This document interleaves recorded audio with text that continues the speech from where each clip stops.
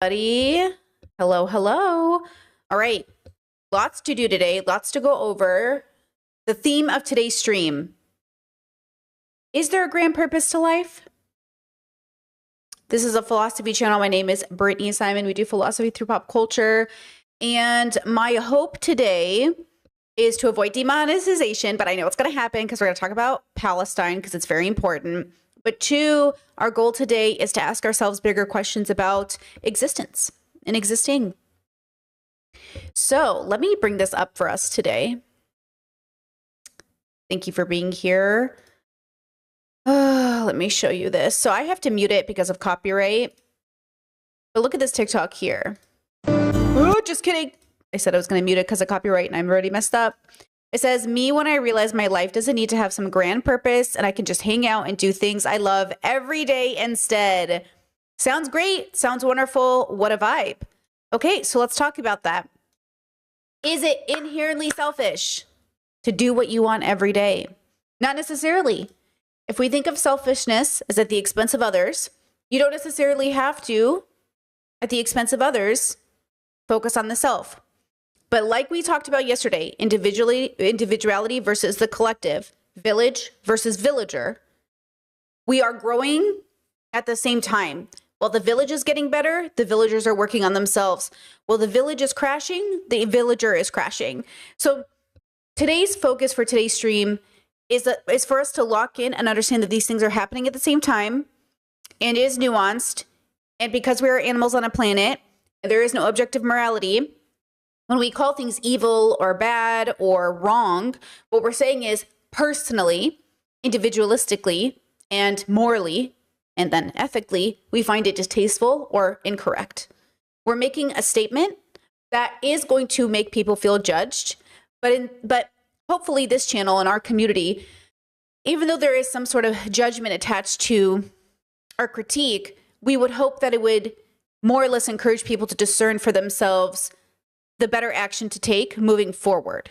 So what I want to do is I want to share with you, today's stream is themed for things that matter to me personally, because, I try to use myself as the example in a lot of my work. So you have somebody to base the reality off of.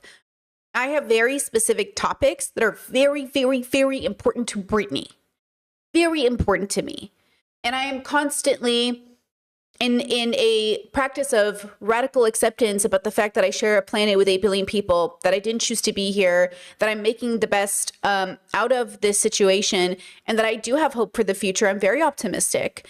And yet I still believe like we are animals on a planet. So I am energy meeting energy. I am force meeting force. I am people meeting people. So when I sit here as a queer person and I tell you like, queer liberation is so deeply important to me that I just want everyone to know, no matter the consequence of the situation, that I am here and I am queer and I am proud. It means that when I see news stories like the one that just came out, an update from a case from a Texas judge that has been in the works for years, falling on the side of her right to not wed gay couples, it's a reminder that I share a planet with people, including those related to me, including those who bore me into existence, who would rather see me lose my right to exist than to engage in any disapproval from a God that they think does exist. So here I am, a tangible person, someone you can touch and feel and hold. And I am less important than an idea of a person who might be in heaven, who might be a God, who might exist, who might be sending you to heaven or hell. I am an individual who lives on a planet in which I have to engage with the fact that we are just animals on a planet, but we have a lot of consequence to existing. There's a lot of unnecessary pain that exists because of us, and I would call that evil. I don't think it's spiritually evil or magically evil. I think it is literally just bad. Too much unnecessary suffering. So we want to learn to suffer wisely. So check out this update on this case, and we'll start here with this discussion about, is there a grand purpose to life? And if you had one, what would it be for you? For me, it's about philosophical joy and giving people tools to live a better life. That's my grand purpose. Pretty basic, but I think it's really important. And it's because of situations like this that makes me want to stand up and remind people every day that you were born free and you deserve to live free.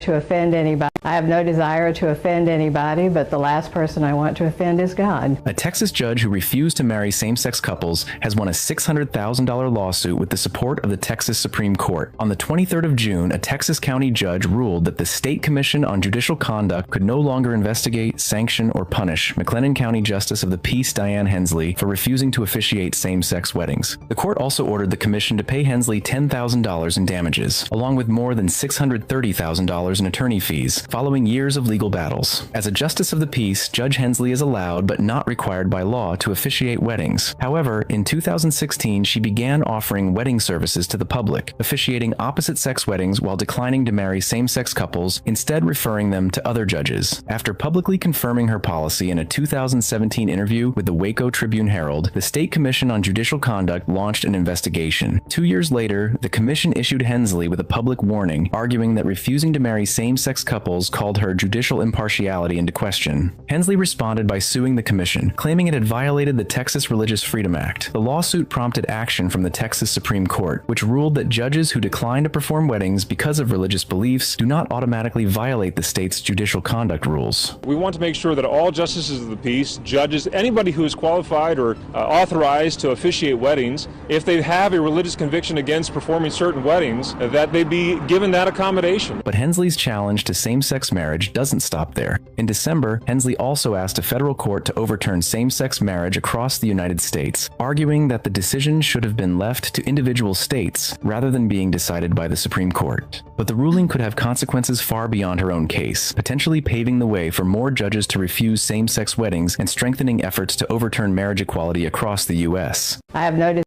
So please know that her logic was, first, this is about me, my personal relationship with God. She said it didn't impact my, my job or my judgment as a judge. And then it was like, oh, but can we also make gay marriage illegal? So again, what is the grand purpose of your life? I do believe it is subjective. And the grand purpose of my life is to curate meaning for myself and those around me, to give people hope, to remind people that you get to live and die how you want, to give people the reminder that we are the cause of all the suffering in the world that is human made. And then on top of that, we have to deal with the earth itself and the destruction that comes from her, like tsunamis and tornadoes and death of animal life and non-human animal life. And we have to contend as the adults in the room that there is so much more we could be doing. If we just did a little bit less bad, it would make a big difference. I think sometimes because the road to hell is paved with good intentions, I think people like her believe she has really good intentions. If I could say anything about my religious parents, is I think they have the best intentions in the whole world. I think they deeply, deeply believe they are saving people and helping people. And I want to relate this today as we go through these stories to the worry about Ariana Grande's health, to why things like fatphobia become rampant, to, this fake and faux concern for Black people in America. I'm going to connect it all today, including Palestine. But the goal today is to remind us that a lot of us have very good intentions, and a lot of our intentions are truly, truly not helping. So the first and most important part to, I think, becoming a more introspective person is to really ask yourself, is the good I want for myself healthy and joyful? And then to extrospect, is the good I want for the world healthy and joyful? And then what does that look like? Because often good intentions look like control. It looks like I want to be able to stop you from harming yourself versus giving you another option. So my belief today that I am using to guide us through today's stream is that I think my responsibility as the adult in the room is not to control you, but to give you an option for a better choice. So I often see adults, especially parents as an example, teachers, people in power, they tend to give kids or people in their care less choices. And to them, that means like they'll have safer options. Like an example could be like Christian parents who say their kids don't need sex education, birth control, or any vaccinations because they're not going to be engaging in sex. Only then to, with their good intentions of keeping their kids away from sex at a young age, ends up creating a circumstance in which those children, either at a young age or even an older age, engage in situations in which all of that knowledge would have been very helpful. So they gave their kids less choices with good intentions, but it ended up giving them less choices to help them in situations that were difficult. With Ariana Grande, we'll go through this later. We see this with this idea of, wanting to help her because you're so afraid she's going to die, but all you're doing is controlling her, trapping her, caging her. You're not actually giving her a choice. And then on top of this, we forget, because we are animals on a planet, like, you have the right to live and die how you want. And that includes smoking yourself into lung cancer, eating your way into a heart attack. That includes walking or running too much, going to the gym, taking steroids, engaging in promiscuous sex, engaging in like awful behavior with other people who do awful things. Like, you're allowed to live and die how you want. And I think sometimes in order to feel like we have a say in people's lives, we control them. Like a helicopter parent who is so afraid their kid is going to hurt themselves, they just like keep them in the house and don't let them go outside. And I understand that you're having these feelings. I recommend that you sit with them and educate yourself and sort of give them to the universe, because ultimately you wanting to control somebody is never the answer, right? Okay, so, and if you have any comments or questions, you can let me know. I'll give you an example that I think coincides with, if you can't control people, how do you then speak your mind for what you think is wrong? So recently, Conor McGregor, found liable for sexual assault, went on the Jimmy Fallon show.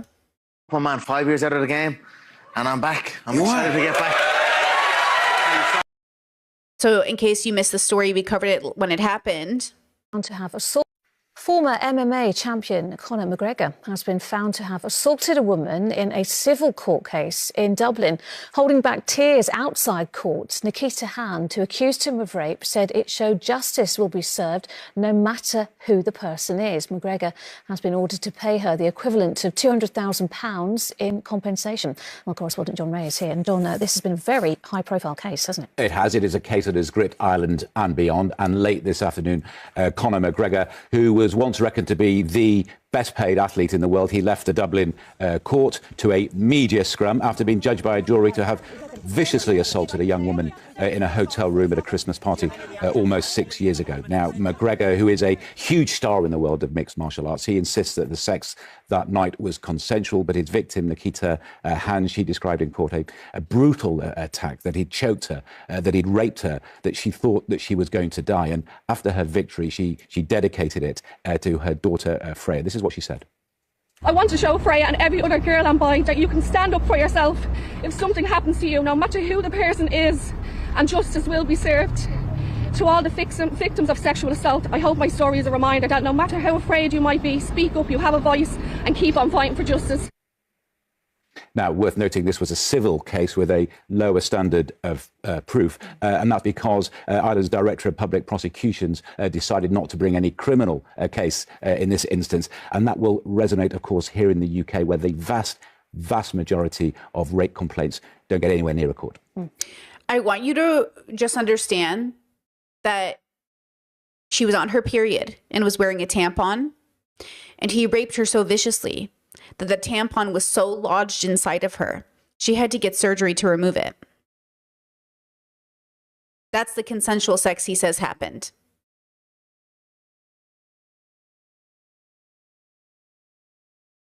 Jimmy Fallon, who I've never liked, okay? And this one's Jimmy Fallon, because some people... Now it's your big return. This one's Jimmy Fallon. To the UFC. Conor, what's happening? A lot of people confuse him for the other Jimmy. But this is Jimmy Fallon. I've never liked Jimmy Fallon. And again, this is the really disgusting group of men who, again, turn a blind eye to when they have a rapist right in front of them. And this is why I say this is very important to me. My life's purpose, my grand purpose is this. Yes, my grand purpose is also having fun and relaxing at home and loving my loved ones. And it is also fighting for injustices in the world, because I think this is my greatest calling. I mean, my greatest calling is being the best person I can be, of course. But a big part of my calling is also standing up against the injustices in the world that I feel like, as I get older and older, become clearer and clearer to me. I think when we're younger, it's not always so clear what the injustice of the world is. I think as we age and hopefully seek out wisdom, we really start to understand, like, oh, the world is really a specific kind of place. Over on my commentary channel, or no, maybe it was one of you somewhere on my, I have 2 channels, but somewhere on one of my channels, somebody said like, maybe it was my commentary channel, said like, it feels like nobody's ever going to be perfect. And then it also said like, not everything's as problematic as we think. It was 2 different comments. And here's the thing. Lots of people are good people and can be great leaders, but many people are flawed. And depending on where you are on your journey, you might not be the best person for this position. And I think we forget sometimes that it's not about realizing everything is problematic. It's about accepting that we're so deeply flawed as a species that we really need to contend with that as the adults in the room. Again, young people, you know, I'm hoping that the adults in the room, we do something to pave a path for you. I'm not expecting 15-year-olds and 19-year-olds and 21-year-olds to figure it out. I don't expect you guys to do anything but figure yourselves out right now. But eventually, and I think this is the part, as we get older, we also have to show up as the adults in the room. So this was also going viral. Again, I do not like Jubilee and I do not like Dean Withers. I'm showing you this clip to show you the women in the group and the way that all of us, regardless of gender, background, color, creed, we can end up uplifting systems of oppression and being very unethical. So yes, there is no grand purpose to life objectively outside of our human perception. There is no God or anything like that, but we create meaning. And you have so much power in that. You have so much power in the meaning you create. So here's Dean Withers debating MAGA women, and just listen to this question here. All right, listen, put your hand up if you would have sex with Donald Trump. If you would have sex with Donald Trump. Found liable of sexual assault, Donald Trump. Oh, if I was married to Donald Trump, yes. And I'd love to be. All right, listen, put your hand up if you... He was literally found liable of sexual assault. Donald Trump was. This is very important to me. Me personally. It doesn't have to be important to you, but it's very important to me. Okay? This is why I wake up every day and I think about ethics and I think about morals, because to me, this is bigger than politics. I think ethics brings you to politics. I think your ethics are a reflection of why you choose your politics. I don't think politics informs your ethics. So for me, I think, okay, what's your ethics? What's your morals that you would have sex with a man found liable for sexual assault, or that you would find him attractive, or that you would want those things? Like, what is that? And there's a lot here. It's layered. And people aren't just evil creatures that Satan, you know, tempts into evil. They're animals on a planet. They're products of their environment. They're, you know what I mean? There's so many things to it that I think is important. This also relates to, and let me know if you guys have any questions, of course, but I don't see anyone asking me a question directly. So let me know if you have a question. But this leads me into the Ariana Grande of it all, right? This video came out in 2023, and this is the discourse around her body has been so prevalent and honestly offensive at this point. But I want to talk about it just a little bit more because I recently, well, I'll tell you in a second. Here, watch this video from 2023. Address your concerns about my body and talk a little bit about what it means to be a person with a body and to be seen and to be paid such close attention to. I think we should be gentler and less comfortable commenting on people's bodies, no matter what. If you think you're saying something good or well-intentioned, whatever it is, healthy, unhealthy, big, small, this, that, sexy, not sexy, we just shouldn't.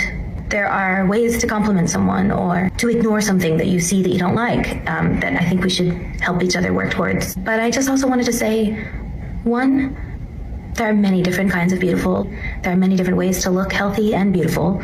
I know personally for me, the body that you've been comparing my current body to was the unhealthiest version of my body. I was on a lot of antidepressants and drinking on them and eating poorly, and at the lowest points of my life when I looked the way you consider my healthy, but that in fact wasn't my healthy.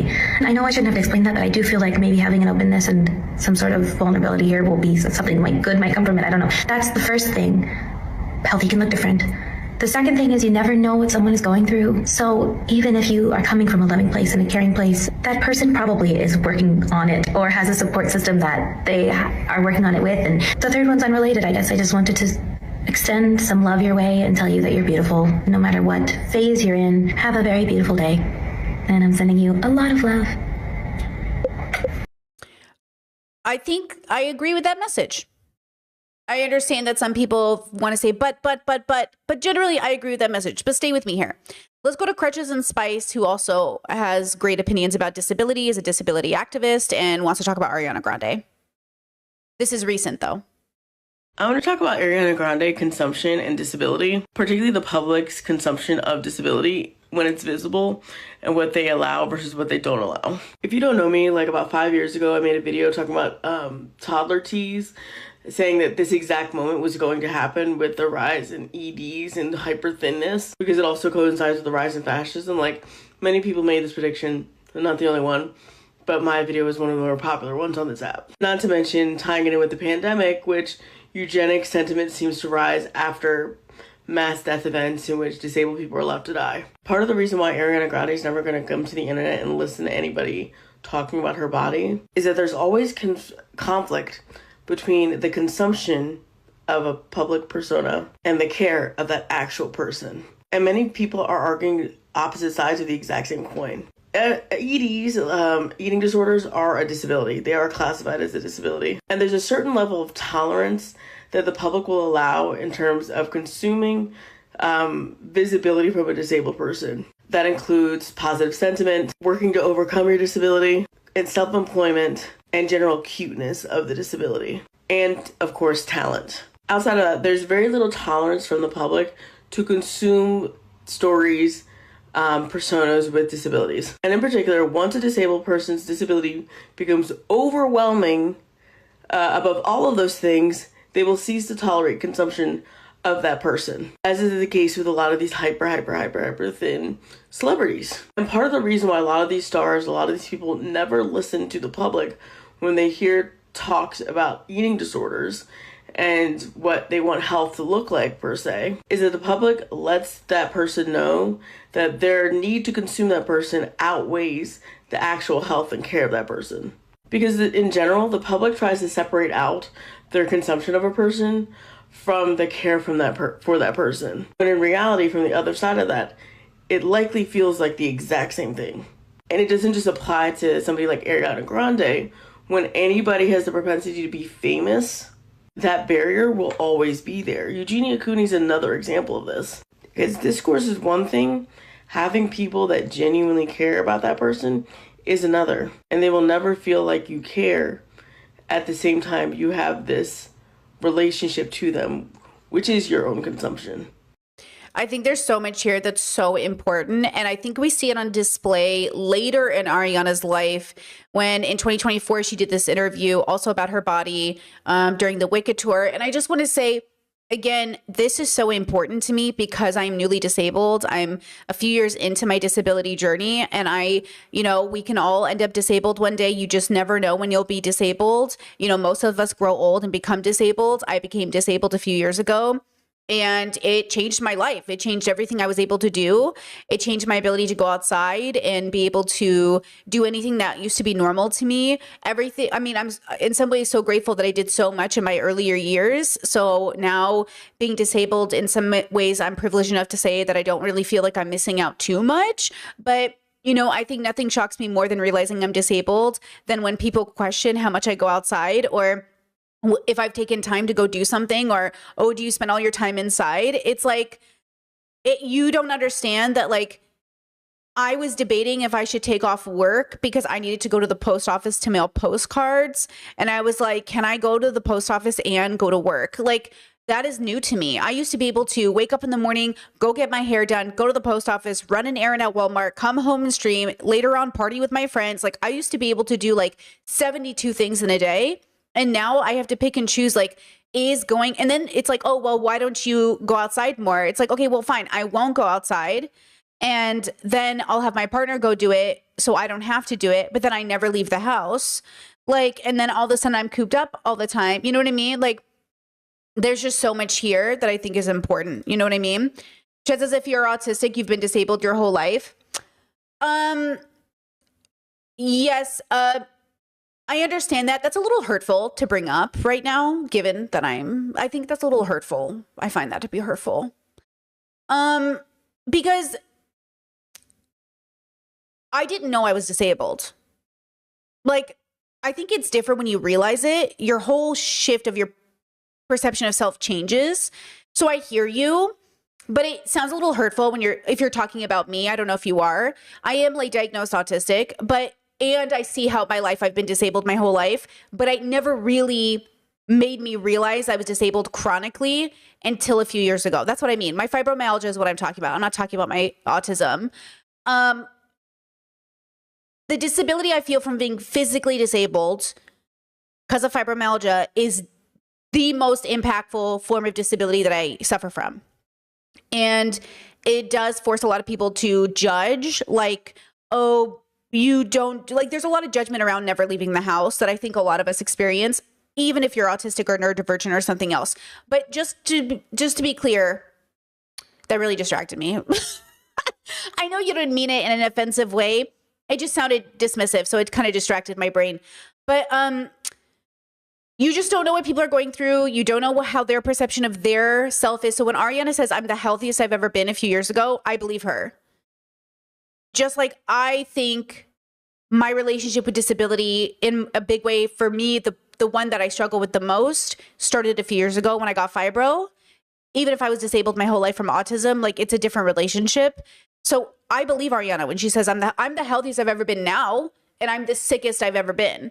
Like, to be clear, I am literally the healthiest version of Brittany that I have ever been, and I have more diagnoses than I've ever had. You know what I mean? So I think I can understand that perspective. With that said, let's watch this video. I've been kind of doing this in front of the public and kind of been, you know, a specimen in a petri dish really since I was 16 or 17, you know, so I have heard it all. I've heard every version of it, of what's wrong with me. And I think in today's society, there's a comfortability that we shouldn't have at all. Commenting on others' looks, appearance, what they think is going on behind the scenes, or health, or how they present themselves, you know, from what you're wearing to your body, to your face, to your everything. There's a comfortability that people have commenting on that I think is really dangerous. I'm really lucky to have the support system that I have, and to just know and trust that I'm beautiful, you know, thank you, and so are you, and so are you. But I do know what the pressure of that noise feels like. It's been a resident in my life since I was 17, and I just don't invite it in anymore. It's not welcome. I have work to do. I have a life to live. I have friends to love on. I have so much love, and it's not invited, so I don't leave space for it anymore. Okay, so that's recent Ariana. Now, yesterday I was catching up. So this is Medusan, Jasmine. And Medusan, you probably know her because she makes like really good video, I think essays or commentary videos on her other channel. But then I just found out she has a stream channel. And on her stream channel, let me bring it up, she talks about Ariana. This is one of 2 videos she makes about Ariana. So she might have something to add separate from this in a future video. I also hope we can collab in the future because I'd love to talk to her about things because she's a leftisty girly and she talks about misogyny a lot, and I think that's cool. This part of her video, though, I wanted to use as an example of why I take issue with the I'm afraid Ariana's going to die narrative. Again, I really value choice. I understand we need to be introspective about our choices. I agree we should tackle choice feminism. I agree, like when we have conversations about is it a good choice or a bad choice, I think it's just so personal, and I'm sick of people acting like they know what's going on in people's lives. And I understand that it comes from a real place. But let's just use her video, this section of it, just a section, to kind of have the conversation. But the current version of her, and I'm not being dramatic in saying this, I mean, I've thought about it and I'm like, am I being dramatic about this? And I really don't think I am. The current version of her looks like she's about to die. And I don't like the way that she put this video out there because her fans continuously use it as a way to be like, stop talking about her body. She said that she's healthier than she was before, so just take what she says and go. And like, I can't at a certain point because she fucking looks like she's about to die. 2 things. The video that I think they're using to have this conversation is the one that I showed you from 3 years ago. So I think we should think about the timeline. She might feel differently now. the other video I showed you that was more recent from 2024, she also said like she's not listening anymore because I do think Ariana shouldn't. I don't think Ariana Grande should consider what anyone on the internet thinks about her because she's too famous. And these people are not her friends. What Jasmine is saying in this video is that she wants to just talk about it with her community, not specifically for Ariana. So that's valid. But how we talk about it matters. I would be mortified if people were making these videos about me. Just point blank. Absolutely fucking mortified. Like, be empathetic for just a second and put yourself in Ariana's shoes. Would you like it if somebody made a ton of fucking videos saying, I am terrified for you, that you're gonna die? Like, would this help you? That's what I want to know, because it would not help me. I'm telling you right now, this would be my nightmare. Please mind your business.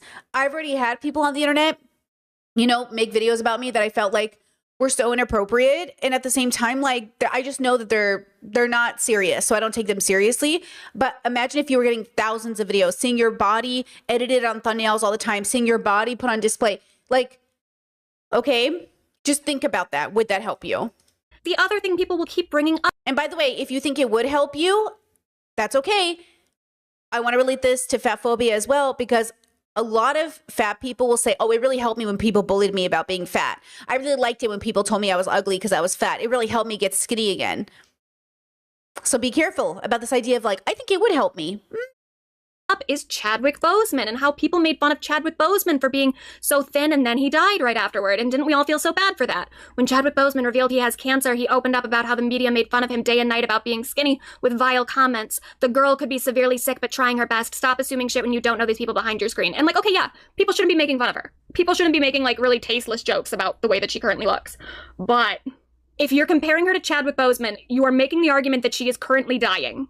And at that point, I don't know how we just ignore that, especially. It's none of your business if people live or die. It's only your business if they're asking you for help. It's actually none of your business.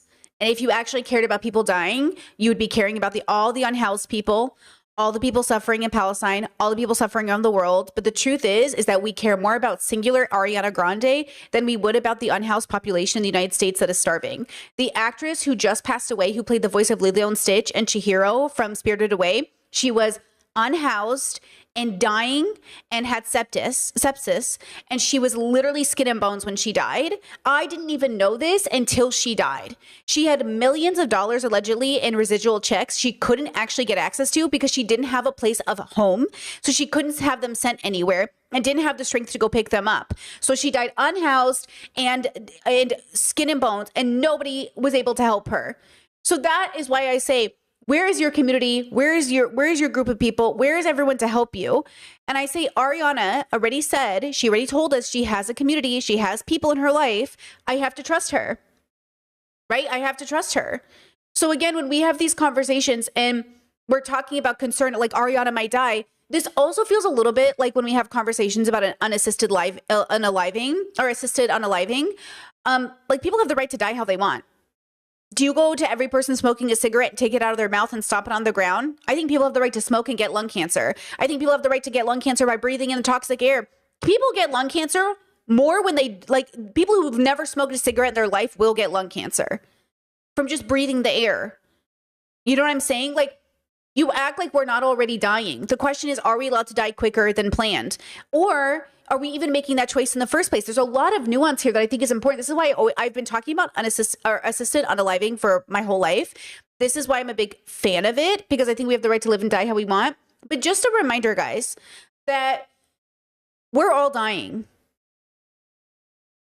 Always. It's just a matter of when. So if you're deeply concerned with Ariana dying, I'm pretty sure her family is too.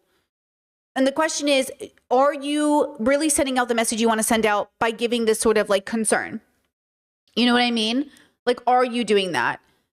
I don't know. I don't really think so, but I think it's okay to say, I emotionally feel this way. Like, I feel very strongly about Britney Spears. I feel very strongly about Britney Spears. I also see in many ways that the Britney I knew is gone. We saw it. The cognizance in her eyes, the Britney that I knew in interviews before that Britney is gone. That doesn't mean that the Britney she is today isn't just as entitled to a good life as the Britney who was before. And I want the Britney that is alive today, Britney Spears, I want her to have a good life. I do think it was wrong that she was kept in a cage by her parents. I do think they took advantage of her. I do think this industry destroys people. And my only hope for Ariana and every person in this bubble is that they somehow survive past it and find their joy. I also want to believe that Ariana, like Britney, like so many people, their genuine joy is in performance. That I don't think they could have done it unless it was. Beyonce and Taylor Swift and all these people, like Beyonce said about Britney Spears in an interview a very long time ago, they said, what do you think about Britney Spears? You know, she had really been going through it. And Beyonce said, I just think it's like really important who you have around you. I think it's just really important that you have a good team around you. Because I think Beyonce knew, you know, and not that Beyonce's team around her is always perfect, but it's really hard in this industry. It's a vicious industry. But I kind of want to believe that these individuals truly love the artistry in which they engage in. And so to take that away from Ariana is very frustrating to me, because that's basically what people are saying, is they want to deplatform her, not allow her to sing until she's healthy enough to sing. But again, that goes into ableism, because like, what if she's never healthy enough? And what if her one existence, what if the one thing keeping her alive is performing? You don't know. So here you are taking it away from her for what? And even if, God forbid, Ariana dies in front of us, it is the same rhetoric people see or say about like obese people or fat people. I don't even know if we want to use the word obese, but we'll say it about fat people. Like, oh my God, they're going to die in front of us. They're going to get a heart attack. Their heart can't sustain this. They're not going to make it. And it's like, is this really the message we want to send? Like, I don't think so. I don't think this is the message we want to send, you know, right? Jez said, are we, especially women, supposed to die in silence? Can you expand on that? Like, what do you mean by that? Do you have I'm not sure I understand the question. I could take that either way, right? Let's keep watching and then I'll show you some TikToks. Especially when she's on tour. That's the thing for me that's like, that separates it from a lot of other situations where it's like, okay, if this was just something that she was dealing with privately, that she was just at home with an eating disorder, wasting away, it's like, well, what the fuck? What are we supposed to do? Hold on. Chess says, as a former anorexic myself, I do think convos about bodies should be allowed. Sorry, if I had never learned to think about bodies healthily, I'd be dead. Convos should happen just respectfully. Again, and yes, I agree. We're not talking about not having the conversation. We're talking about this full concern of like, Ariana's gonna die. We're all gonna die. We're all gonna die. We're all gonna die. This is a philosophy channel. You're already dead. You're all going to die. So the way you have this conversation matters. I'm not saying you can't have the conversation, but how you have it matters. It matters in everything we do always. When we're talking about racism or money or travel or food, any conversation you have has to be had in a certain way. It has to. What are we supposed to say? But it's like when she's on tour and she's out in front of people, number one, it becomes a point where to ignore it in conversation with one another, not necessarily even trying to bring it to her attention, but just when we're talking about her, to ignore it at some point becomes normalization. It becomes a thing of like, let's pretend we don't know. Let's pretend we have no idea that something is going on with her when it's just so blatantly evident. It adds to this narrative that she possibly could be healthy while looking the way that she does, and she just couldn't. Where I really don't get it, especially with her being on tour, it's gonna get worse. This is night 1 of a 41-night show. I am worried at this point that she's not going to make it to the end of the tour. And I don't just mean that the tour is going to get canceled. I mean she is not going to make it. Karen Carpenter died when she was 32. Ariana Grande is 32. And that doesn't mean that she's going to die at the exact same age as Karen Carpenter. But like, I think we have this idea that she's so young and she is so much ahead of her. I really think like the best, what I would do is if I was this passionate about eating disorders, is I would specifically work with eating disorder patients, or I would go into a medical field, or I would do a nonprofit, or I would volunteer. But I just don't think making videos in this way is helpful. And I say that respectfully because I do like a lot of Jasmine's work, but I just think that, you know, how passionate can you really be? I am not passionate about eating disorders. I am passionate about choice and healthy choices. And I don't know Ariana Grande enough to know if it's healthy. Obviously, she's going through it. I hope she finds whatever she needs. Maybe this is the healthiest she can be. We don't know. We don't know. But I would say philosophically, Obviously, we're out of sync with our joy for a lot of other reasons, though. I mean, the girl has been cosplaying different races for the last 10 years. You know what I mean? She doesn't know who she is. But that's, you know, that's a part of the, we don't know why she's thin. We just know it's a symptom of something, right? I'm saying when we say it's none of our business, I mean to say it's not my place to judge her personally because it's not that kind of action. She's sick. It is my job to say, okay, what can we learn from this? And how can I help others in the meantime? And I think I'm helping you. I think I'm reminding you to stay fucking humble when you don't know what the fuck is going on about people's decisions and lives. Because otherwise you sound like a fucking conservative who's always in people's fucking business. That's what conservatives do. I just really care about these gay people. Don't you know gay people are dying of AIDS? Don't you know anal sex leads to HIV? Don't you care about gay people? If you really cared about gay people, you would not support gay marriage because gay marriage leads to AIDS. That's what you sound like to me because that's what I heard my whole life from conservatives. Don't you care about gay people, Brittany? If you really cared about your brother, you wouldn't allow him. You wouldn't support him in dating a man because he could get AIDS, as if AIDS isn't something straight people get all the time. As if AIDS, you know what I'm saying? So like you have this, it's like this faux concern. It's like this weird controlling concern. If you really cared about women, I heard this my whole life too. If you really cared about women, Brittany, if you really cared about black people, Brittany, you wouldn't be pro-choice. You wouldn't be pro-choice. Abortion kills black babies. Abortion ruins women's bodies. That's what you sound like to me. And I'm saying, okay, relax. Thank you. Relax. She has the Fokker-in-Law movie coming out. She has some other movies in line. She has a new album coming out. She has this tour. We kind of think that like Ariana Grande couldn't die right now. That's not a thing that could happen. She's too young to die. But Karen Carpenter was not too young. This is the exact age that Karen Carpenter died. And I don't know what is to be done about that because I don't think it's like fans can't like stop the tour themselves. I mean, I would feel weird at this point if I had tickets to go see her because it would just feel like I'm funding her death. I don't know. It's like, what are you supposed to? So this is like the Chelsea Fagan argument. Like, I would feel weird funding her because I'm funding her death versus, you know, again, I think this ties into ableism for me because a lot of people feel that way about obesity. They feel that way about fat people. They say, how can you support a fat person being fat? You're contributing to their death. That is literally such a common narrative. That's what I'm saying. Don't you see the correlation? You are making the decision that you can't fund or support her because she's killing herself slowly. That is every fatphobic talking point I've ever heard. My head is like, why do you care so much about someone else's body in order to like try and argue against body positivity? Like say someone's like fat, obese, whatever, walking on the street, that doesn't actually affect you as a person. Totally right. So I don't understand why you would feel the need to fight for people that are arguing for that person to feel validated as a person. Oh, wait, pause. Exactly. Chad says, isn't this the same reason people don't give money to unhoused people? They're just going to use it for drugs? Absolutely. Oh, I don't want to give money to unhoused people. They're just going to use it for drugs. And it's like, that's none of my business. If they use it for drugs, it's none of my business. Here's $20, bro. Good luck. I hope you use it for food and shit. But like, you know what I mean? Like you won't give to homeless people because they might use it for drugs? Like what?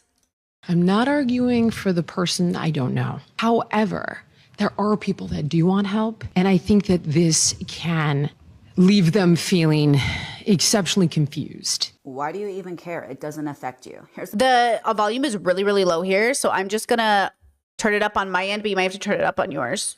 The thing, I spent 33 years of my life being failed by people who felt exactly that way. Doctors who didn't push, people who watched me struggling and said absolutely nothing. Coaches who handed me the same generic plan they handed everybody else and called it some sort of like personalization. And I was sick, only getting sicker. And nobody said a word because saying a word felt uncomfortable. I lost 100 pounds. I've helped hundreds and hundreds and hundreds of women do the exact same thing. You know what every single one of them has in common? Someone in their life decided at some point that conversation was too uncomfortable to have, and they paid for that silence with years of their life. So when someone asks me, why do I care? I generally don't know how to answer that without asking what is wrong with you, that you don't.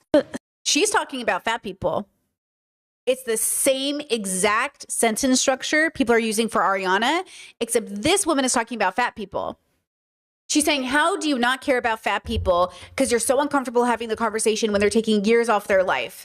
And I'm saying it's none of your business unless you are close to these people, unless you are friends with these people. Listen, I have rules in my relationship. I have rules in my marriage that if my body shifts, if my partner's body shifts in drastic ways, we are obviously allowed to bring it to each other and say, I love you and I care for you. And we need to check in about our bodies, because it's not just about our bodies. It's about any change in it, any radical change in it, any fluctuation. And we're allowed to have those conversations because we love each other. We're also allowed to have the conversation that says, if I turn around tomorrow and I think I'm a Catholic, they're allowed to take me to the hospital to see that I haven't hit my head. Okay? So yes, we live in a world where none of you have healthy relationships with anybody in your life. So the only communication you have between each other comes from a place of judgment versus a place of real concern. So you don't know how to actually give people, like, I don't judge Ariana for having an eating disorder. I'm not judging her. She's not a bad person. You are judging her. You're saying she's a bad person, but you don't know you're saying she's a bad person because you haven't deconstructed ableism. You haven't deconstructed fat phobia. You don't even know yet. You don't even know that that's what you're saying to her. That's what she's hearing, because that's what I'm hearing. And I know she's hearing it because she told us in that interview earlier she's not going to listen to you anymore because she thinks it's not good concern. You are judging her. And I'm saying, I don't want to judge you. You're sick. The same way I don't judge drug addicts. I don't judge, I'm not judging anybody. To be honest with you, maybe this is my philosophical journey and this is just where I'm at. I'm not judging any of you, literally. I am using discernment to judge how to deal with you or to be safe around you. But I think you're an animal on a planet, and I think everyone's going through it. And I think we would do better as a world if we could see the struggle people are facing, all of them, every single one of us. Here's another example. It says step-by-step smashing fat phobia. There's a thin person in you. Who says that? Yeah, because I ate them. The sad part is that a lot of these people actually do find this empowering. I think this is some kind of you. Look how rebellious I am. You are slowly killing yourself. This is not something to be proud of. I like this comment, okay? This is like an alcoholic flexing about how much they drink. Honestly, so concerning and sad. We're watching these people celebrate the very thing that is harming them. And they expect the audience to applaud. But like this person said, you wouldn't applaud an alcoholic if they were obviously unwell and drinking on camera. And this shouldn't be applauded either. Well, I think the dilemma here is that it's much more nuanced than we wouldn't applaud an alcoholic. I think, first of all, we do celebrate drinking, over drinking, puking, binge drinking, going on benders, partying every weekend, going to the club. Alcohol is declining currently, but it's a very big part of our culture. But I would also say that more or less, we don't know what an alcoholic is, that you don't know what that is, that we don't even have conversations about alcoholism because we don't really know what's going on. We're not educated. But I would just say, I'm not going to judge an alcoholic. I will do my best to mitigate harm because alcoholism can be very harmful to the person and the people around them. But how sad. How sad to struggle in such a way, to be drowning in such a way. And it's not to say that you can't be frustrated. It's not to say that it isn't hard. It's not to say it isn't. I've heard horror stories from children whose adult parents are drowning in addiction, that they come home to their father naked on the grass and they have to drag him inside and there's puke all over the house because their father, I get it. That sounds horrible. That is devastating. I don't think we need to judge the parents, but I think we have every right to feel very upset and angry as children brought into this world by people who don't care and who neglect us. I also think we should turn that anger and make sure we're angry for the world and not at the world. Because when we're angry at the world, we make content that I think sounds like these people don't deserve anything good. Because then what people hear, especially conservatives, is they hear punishment. So they hear, oh, because you're suffering from addiction, you deserve to be locked away, never seen again. That's why we have criminals. We have people dubbed criminals for having addictions and doing drugs, and we have them put away for 20 years. How is that helping anybody? How is it helping us to put our family members away behind bars all these years? What good is that? Okay, one more fat phobic TikTok and then back to the Ariana combo. Though, no, right? I wouldn't consider it. You know you're fat though, right? No, I wouldn't consider you fat either. Girl, I'm obese. I need to be very clear. It's not joking roasting anymore. We cannot do fat acceptance. It is not healthy. We are not going to live long lives. My energy levels are not as good as other people. My resting heart rate is not as good as everyone else. I am more susceptible to high blood pressure and diabetes, so are you. Whether or not you live a healthier lifestyle is up to you, but to just accept this as healthy is kind of unacceptable. I never once said healthy. I just said I'm not fat and I'm not skinny. The fat acceptance movement has led to deaths and horrible health insurance premiums for all of us. Yeah, that's why I don't have health insurance, because I can't afford it. Oh my. right? This is the same argument that people are using in relation to Ariana. And I'm saying we need better argumentation if we truly care about people, and we need to have better conversations about how to help people. But I just think at the end of the day, it's the same argumentation, right? Like, you can't say this is healthy. You can't say this. And I'm saying I don't want this conversation to be the way we're having this conversation. I'm obese. You're fat.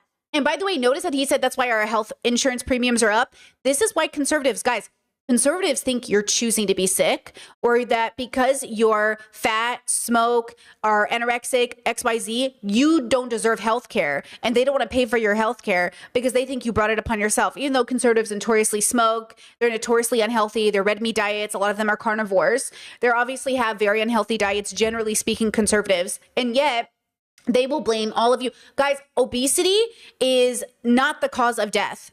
It is other factors, and then obesity can impact, or anorexia can impact, but it's complications from, but it's not exactly always related to. And again, that's why we need professionals to have these conversations. Again, this is a philosophy channel, so I'm not even meaning to have that conversation, but I've listened to enough professionals talk about this. It's not what you think it is. This is a very uneducated perspective. And so I just caution us from having these conversations. This is why I love philosophy, because what is ethical about dragging people on the internet for being fat or skinny or anorexic? Like, what is ethical about dragging people for being sick? What is ethical about dragging people for going through it? I don't understand. I don't think this is helping anybody. Okay. Now, if you want to have private conversations with your family and friends and say, I love you, I see that you're suffering, what can I do to help your suffering? That is a different conversation than, I'm so worried she's going to die. Girl, go worry about your family and friends, because they're also on the verge of death. The same people that are so worried about Ariana, I hate to tell you this, at least one of your friends is thinking about committing suicide right now. And you're probably missing it. Somebody in your life is suffering from an eating disorder, and you're probably missing it because you're so busy. That's what I'm saying. Ariana has her group of people. I'm concerned for the people in my life. So this is how I treat the people in my life. I reach out. I say, hey, how you doing? If I know someone's going through it, I text on occasion, go, hey, just wanted to check in, remind you that I'm thinking about you, love you, call me if you need anything. You check in with people because the people in our life, they're going through it. And so that's my top concern. The people in my direct circle and the people here on the stream, your life is hard enough. You do not need one more thing to worry about, including a TikTok where you see somebody in a similar physical form than you being dragged on the internet for, quote, being sick. Okay? Or, quote, making the choice to be sick, I should say. Okay, I wouldn't want to see that. And I'm assuming you don't want to see that either. But I do say this knowing that I think Jasmine and other people have good intentions, but the road to hell is paved in those good intentions. Supposed to do. Even if you try to, I don't think you can even get refunds for the tickets, but even if you could, they'd just be bought by somebody else because she's Ariana Grande. She's the biggest artist in the world. Like, not the biggest, but one of the biggest. The seats are going to get filled by someone. What are we supposed to do? There's nothing that we as fans can do, but it still just feels so gross to watch this when she so clearly needs help. And I don't know, it's like maybe there can be some pressure put onto the people around her. Like at this point, I don't know. I'm like, at this point, how complicit is everyone in this? How complicit are the venues? How complicit is Ticketmaster? How complicit is Live Nation? How complicit is her fucking family? Like, who has the power to stop this and why aren't they doing it? And Ariana is the only one who can stop this, and Ariana is going through it. So you support her, you give her all the tools necessary, and then she will have that relationship or not. Ariana is the only person who can stop this. She needs help and she needs tools, but she's getting it. And our only hope is she can survive it. But we don't know.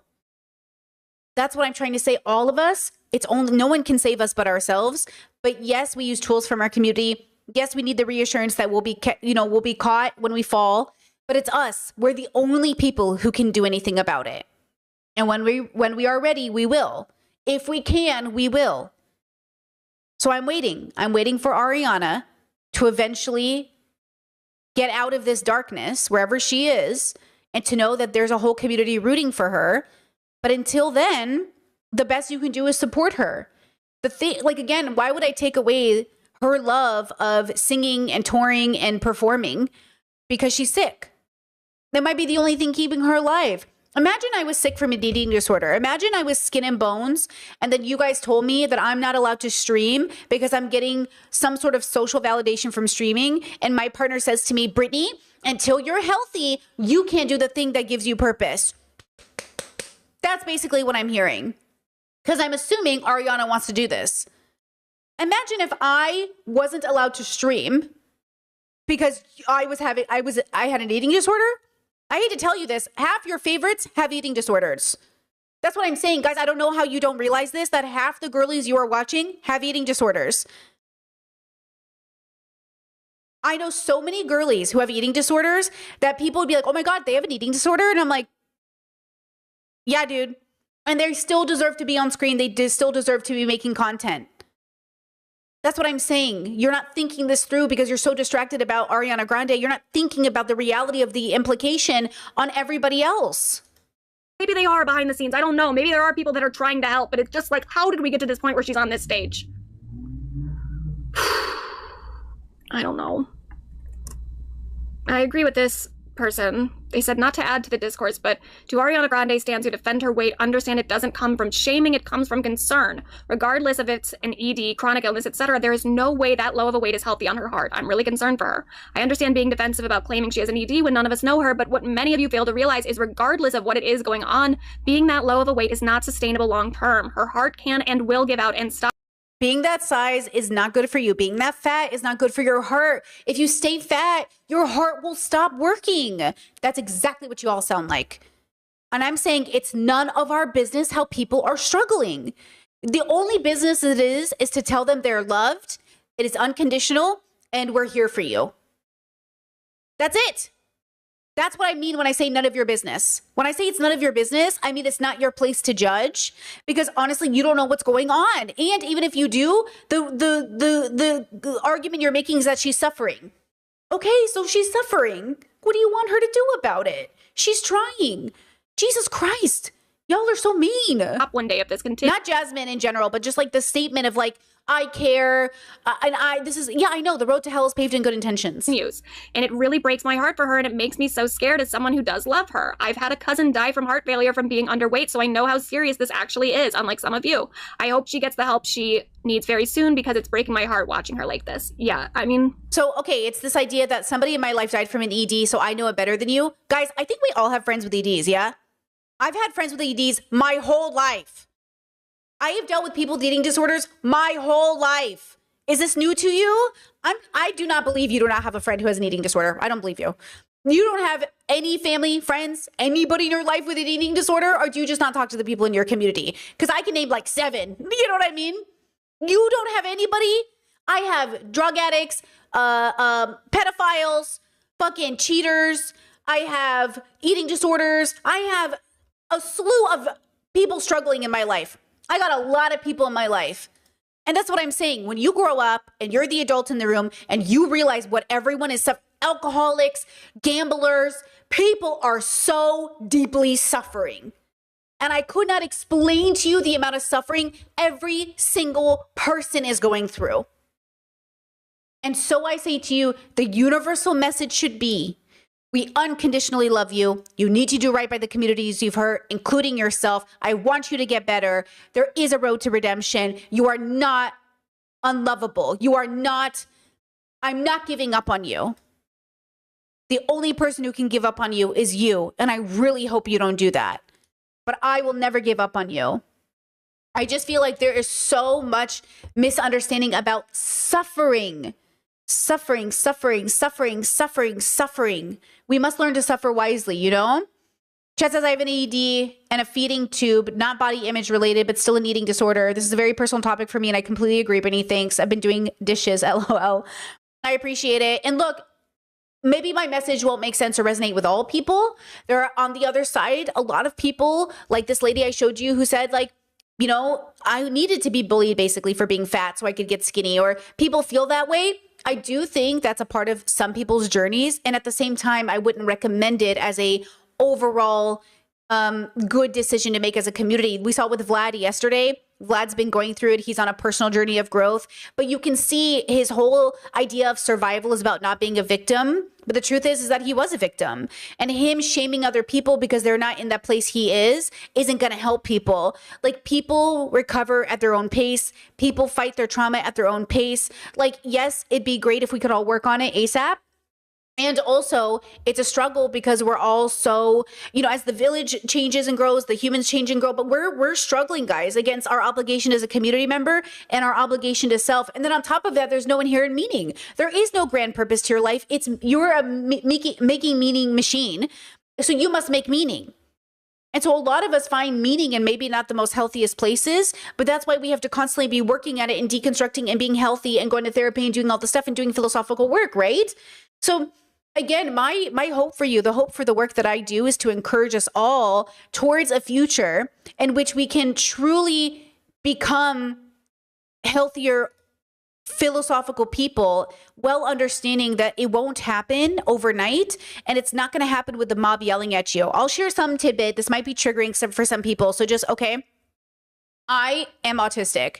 One of the results of my PDA is and I know the differences between my thoughts that are like intrusive, my thoughts that are floating and fleeting, and my thoughts that are me, Brittany, the consciousness. And I have the kind of PDA that is about agency.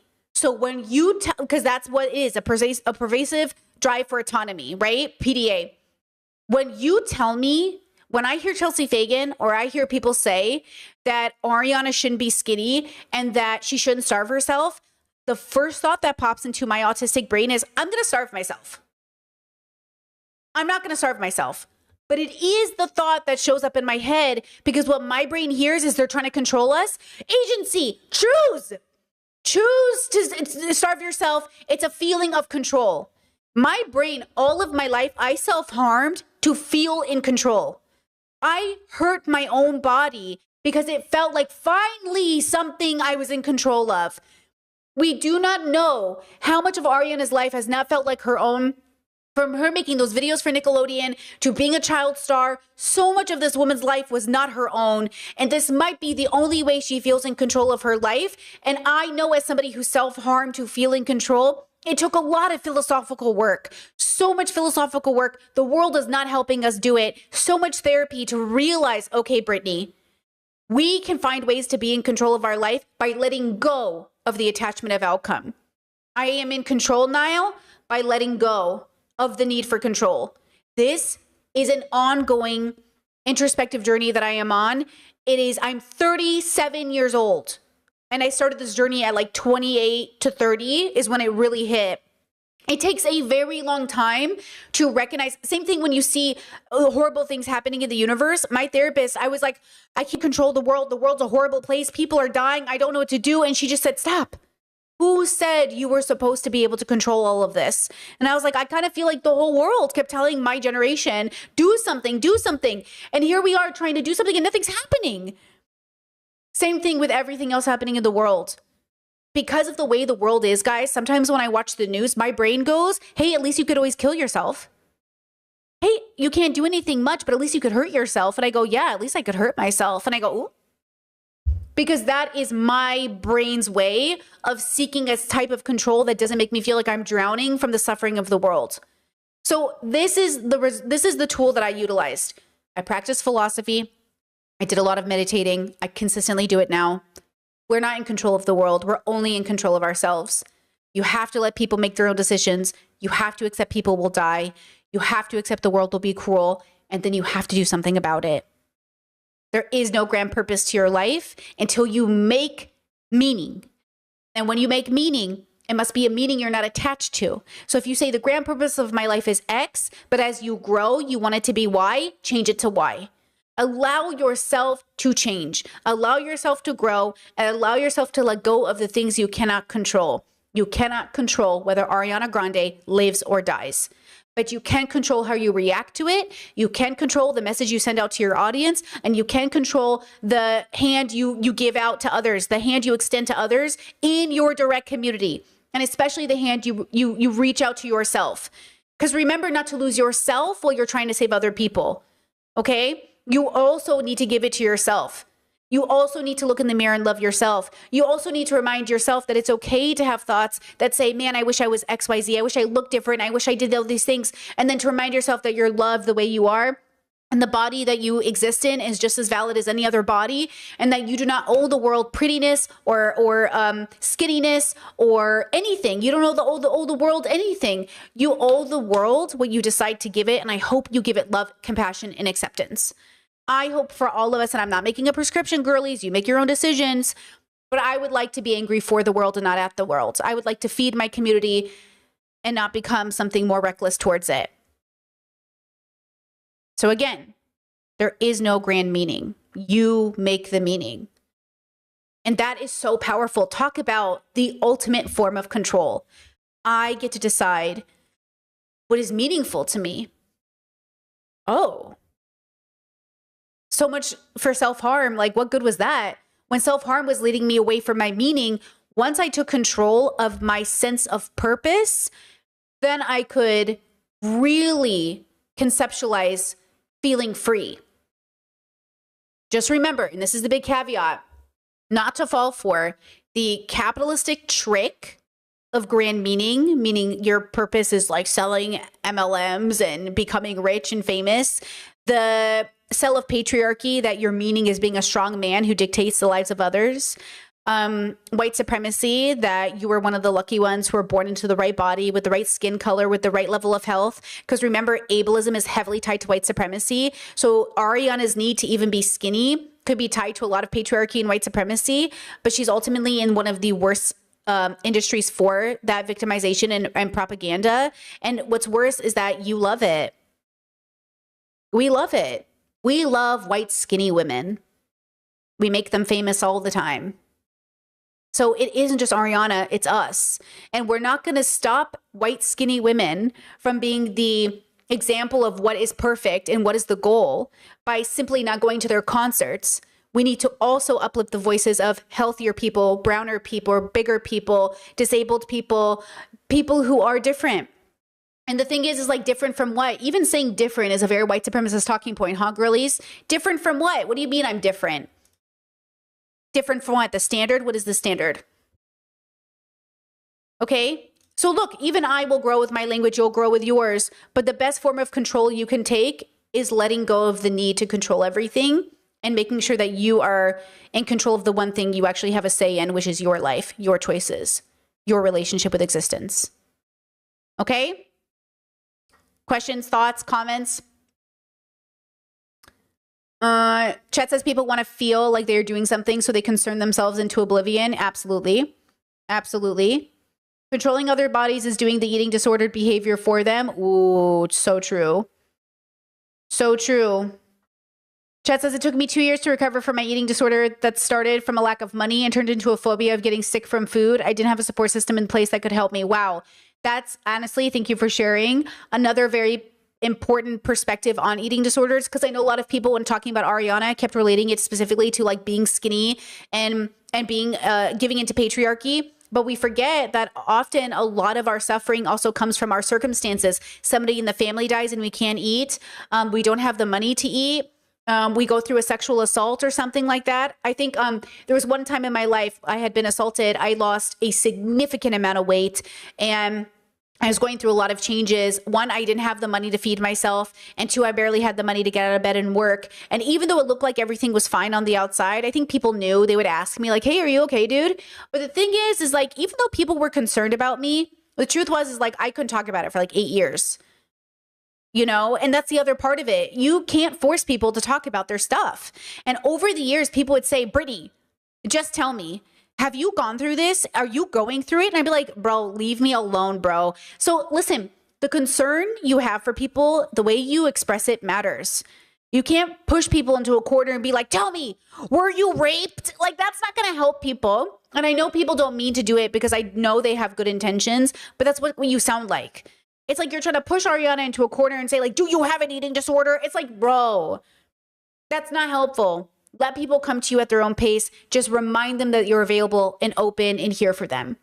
Okay, just remind people that you're available. And by the way, I didn't lose weight because I had it. Well, maybe you could call it an eating disorder. I lost weight because I didn't have the money and it was really hard to eat after something so traumatic. So I don't know what you want to call that, but I would call that depression. I was depressed. And I don't know if it's like scientifically or legally or medically called an eating disorder. But again, even the way you guys talk about eating disorders makes me think I never had one because the way people talk about it. Same thing with depression. When people talk about depression, it's like, oh, I've never had that. But it doesn't always look the same way. So I don't know what any of these things are really labeled as, but we're all going through something. I don't know what you want to call it, but all of us are suffering. So it's up to that person to find the right words that matches their experience, to express their trauma, to express their healing, and hopefully we all end up in a better place. You know? Hopefully we all get to a better place where we're healthier and joyful. And when I say healthy, girlies, pause. When I say healthy, I do not mean your body. When I say healthy, I am talking about your mental health, girlies. I'm talking about centering yourself in groundedness. When I say healthy, I mean saying you're healthy while you have cancer. I'm saying I'm healthy while I have an eating disorder. I'm saying healthy while XYZ. Because healthy to me is about understanding exactly what you're suffering from and being able to live in the most present and then do something about it. Because again, healthy isn't just when you've recovered. Healthy is also acknowledging and getting to a better place. Okay? Okay? I'm a very healthy person and I'm disabled. And those two things can exist at the same time.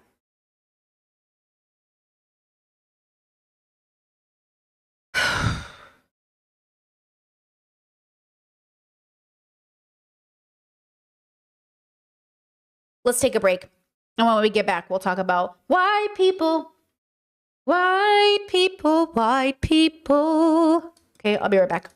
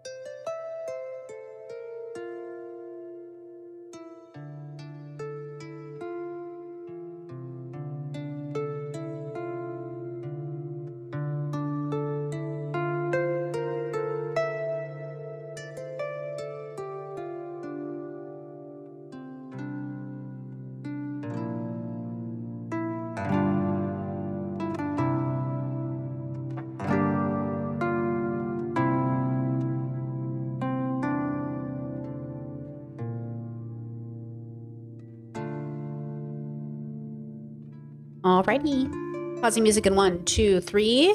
Let's answer some questions, and then we'll go on to the next topic. Discord says, how do you get out of the loop? How do you get out of the thought loop of nothing is meaningless, therefore life is pointless? I get to make the purpose. I get all of that. I get lost in the making purpose, like what makes me worthy of making a purpose? How can I trust what I decide is meaningful is actually worth my time? Maybe I'm just insecure, lol. You said, I guess nothing really makes me feel joyful.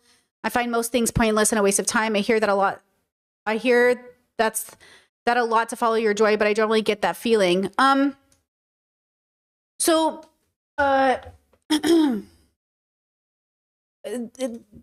the right question.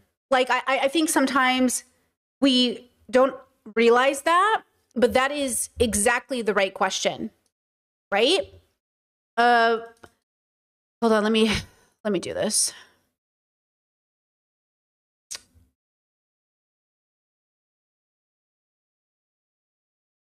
Okay, so when I think about my levels, and I'm trying to figure out how to make a video about it. When I talk about my levels, and we all live on planet Earth, okay? And within planet Earth, there's these 3 levels, okay?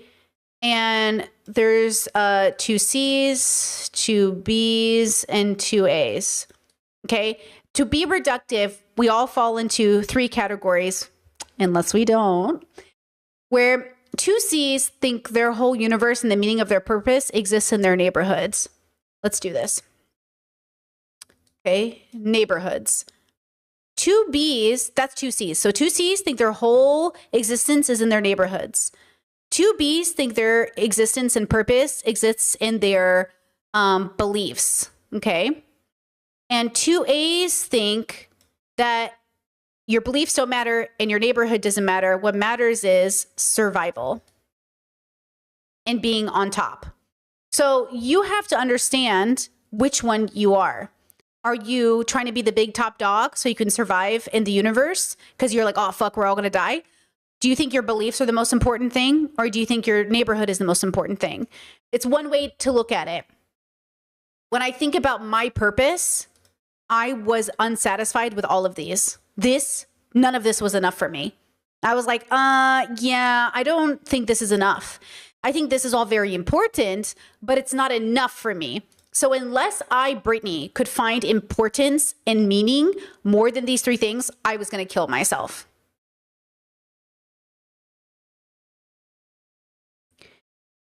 So I said, okay, what if though, hear me out, there's something more? More is interesting because more indicates that the moreness exists outside of this option, even though we physically only live on planet Earth. So how could there be something more outside of planet Earth that isn't God, isn't magic, and doesn't require me to become a conspiracy theorist? What is the more that is grounded in the most real and allows me to liberate myself from the confines of this limited thinking? Even though this is very fulfilling thinking for a lot of people, it is unsatisfactory to somebody like me with my brain. I am unsatisfied with your answer. Okay? When people say, oh my God, just go protest. Okay, but then what? Okay, well, live your best life and fall in love. Okay, but then what? Okay, well, just like, make as much money as possible. Okay, but then like what else? And it's like, well, what else is there? There better be more. There better be more. There better be more. Because if there isn't more, like what? Now that's just my brain. You might not be in that category of person, right? But if all of that seems meaningless, then the next step for me was to go, okay, what more is there? And what I discovered, what I think is the most true, is that the more is in the radical acceptance that we are on a floating rock in space and that we are people of a biological predisposition that exist in this ecosystem, same as any other living creature. And that made me go, oh, if I just simply exist and my sense of meaning isn't tied to surviving, isn't tied to my beliefs, and isn't tied to my neighborhood, then my sense of purpose exists in radically accepting and letting go of this idea that I needed some grand purpose that was separate from myself, but rather was in relationship to myself and others. So now the more is a deeper relationship with me and everything outside of myself. And so now it becomes, that's a sideways figure eight. Whoops. But it's like a figure eight almost. I'm trying to do like hold on. Why can't I figure this out? There we go. So now I'm in symbiosis. Now it's positive symbiosis. I'm like, oh, I got it, bro. Before it was like, here's Earth. And it was like me going like, I guess I'll just put everything I have into other people. And I was like, oh, this is horrible. I'm going to switch it around. I'm going to take everything from everybody else. Ugh, miserable. I'm miserable. And then I realized like, oh, I need to give and take, a give and take. It's a give and take relationship, stupid, of course. But it's not a give and take with my neighborhood. It's not a give and take with my beliefs. It's not a give and take with survival. It's a give and take with all of existence. All of existence. All of it. All of it. Everything outside of our bubbles, outside of our neighborhoods, outside of our politics, outside of it's all of it. Oh, okay. So now, and this was the biggest realization for me, because again, I kept thinking, if I could just debate my way, if I could just explain it to people, they'll change their mind. We're going to talk about this later with a video later in today's stream. If I just debated enough, the world would be better, and nothing was changing. And I was like, fuck, why isn't it changing? Why isn't the world better? Why aren't my family less homophobic and less bigoted? What's going on? Oh, because they're tied to their beliefs and they're busy surviving. And the only thing that matters to them is in their neighborhood. And I'm over here saying, hey, come hang out with me over here with this place where there's more. But they don't see it as more. They see it as less. They literally see my more as their less. And I see their more as my less. Now, the dilemma here is, well, how do you know that they're less and you're more? Well, it's just because of how it impacts me. Now, of course, if they were to, and I do believe this is true, if they were to really introspect and deconstruct, they would also realize their more is less. But I don't mean that objectively. I mean in the way that they are exhibiting a lot of their life. Now, a lot of them are very joyful, though. So then this goes back to twos being joyful. I think twos can be joyful in the world.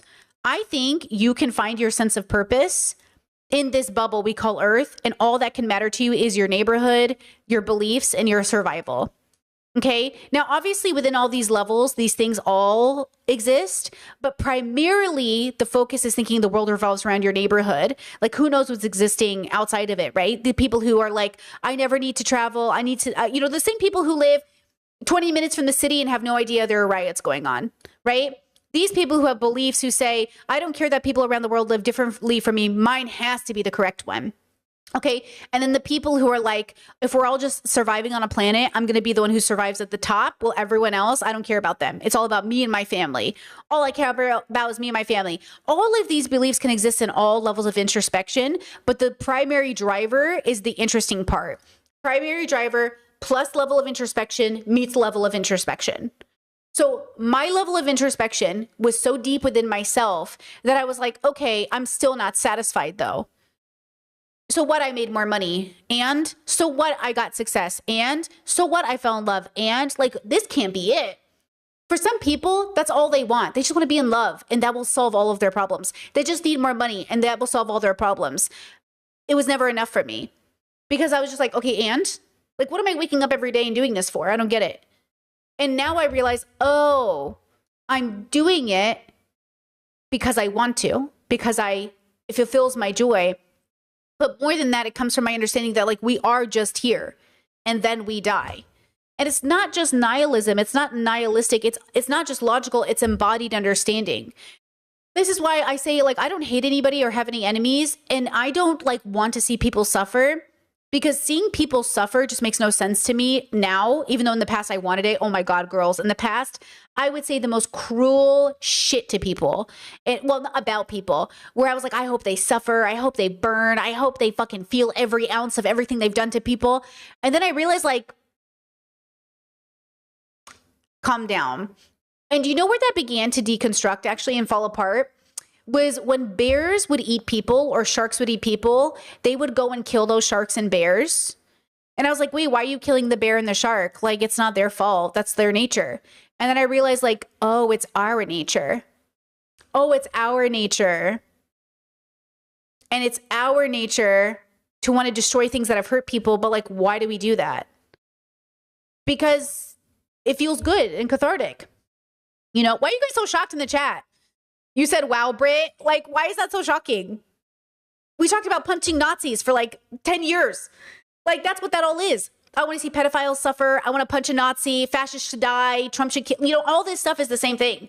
Celebrating Charlie Kirk's death, it's a wanting to watch suffering. It's all the same thing. It's not any more profound when I do it. Like, you know what I mean? It's all the same. Anytime we sit there and celebrate the pain of other people in any capacity, that's what that is. It's cathartic, but it's not that interesting. It's everyone's doing it. That's what I'm saying. That's why the world is the way that it is. But I don't think it's that unique. You know what I mean? But I think what's interesting is when you're like, oh, why am I doing it? I know why I was raised to do it. I know why it feels good. And it does temporarily feel good. But long term, it just doesn't. You know?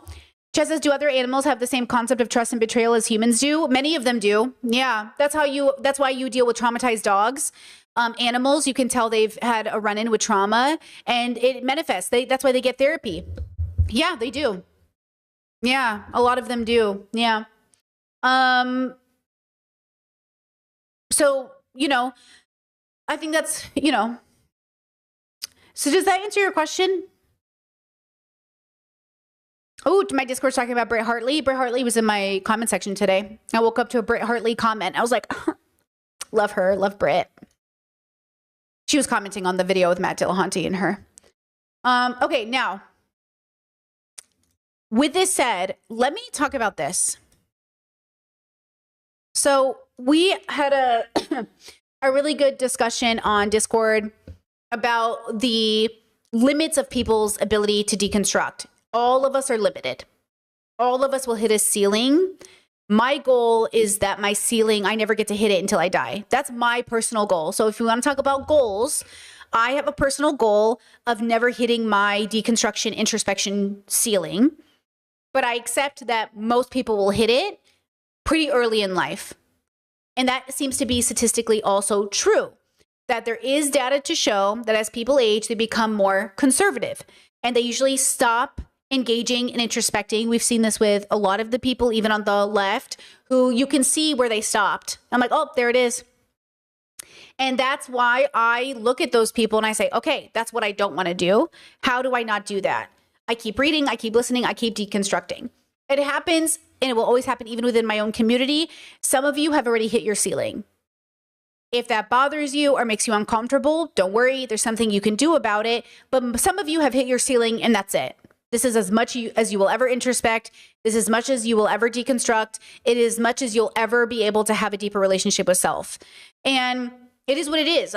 You know, there's certain people in my comment sections that are regular viewers and they still haven't gotten it even after all of this time of watching. And I just think, man, they hit their ceiling. And I've told them as much. A lot of them get replies from me where I'm like, girl, this is it. You've reached it. Good luck. But I'm not talking to you anymore because like I can see that you've already hit your ceiling and you're not going to go beyond it because you're still giving the opinions you have. Tell me where you're at in a lot of ways. Okay. I want to use the example of how people react to statements made by marginalized people and having this discussion. So let me show you the video and then we'll talk about it. So this is Zay. I constantly share Zay's TikToks. They talk about language. I think he's a he, him. He talks about language. And recently he's been talking about white people and using it to have a larger discussion about more stuff. So watch this with me. White audience, and I hate my white audience and wish the internet was segregated. And to best explain why, we need to think about the panopticon. This is the panopticon. It's a concept developed by 18th century English philosopher Jeremy Bentham. It's set up such that there is one guard in the center tower that none of the prisoners in the ring around can see, but they all know that the guard could be watching them. And because they can't tell whether or not the guard is watching them or not because of the one-way mirrors in their cells, they behave as though they're always being watched. Now, I'm not the first to compare social media to a panopticon, but I want to look at this through the lens of W.E.B. Du Bois' double consciousness framework. First developed in the soul of the black folk, double consciousness is the state of being the black Americans find themselves in which they view themselves not only through their own eyes, but through the eyes of a white person conditioned to live in a white supremacist society. Living as a black person in America is like living in a panopticon, where black people are the prisoners and the white gaze is the guard. And this awareness that we're perpetually being watched and hyper-scrutinized creates one of the most pressing issues in American ethnography today, the doctrine of the black insider. First coined by sociologist Robert K. Martin, it refers to the idea that it's difficult to elicit genuine responses from black people or any ethnic minority in a sociological survey because they know that any response they give will be hyper-scrutinized by the dominant white society. It's impossible to observe black people outside of this racialized context because, according to Du Bois, we don't even observe ourselves outside of this racialized context. As Martin puts it in his paper, any white professors involved in the program would have to be black in spirit in order to last. They're the body of black history, black psychology, black ethnology, and black sociology, which can be significantly advanced only by black scholars and social scientists. Now, returning to what I said in the beginning of this video, I don't actually wish the internet was segregated. That hook is what we in the industry call lying. But my attitudes towards my white audience and Martin's paper both highlight an important and relevant issue that lots of black artists, creatives, and authors face. How does one authentically talk about the black experience to an audience of white people? Because not only will everything you say be hyper-scrutinized, but it'll be hyper-scrutinized by people outside the culture who don't have the context to understand it. So I like that he's like, it's called lying. And then the first comment with the most upvote, or the one that shows up first for me, is you're one of my favorite TikTokers though. So then of course the reaction from white people in Zay's audience was like, wait, if I'm white, should I not be watching you?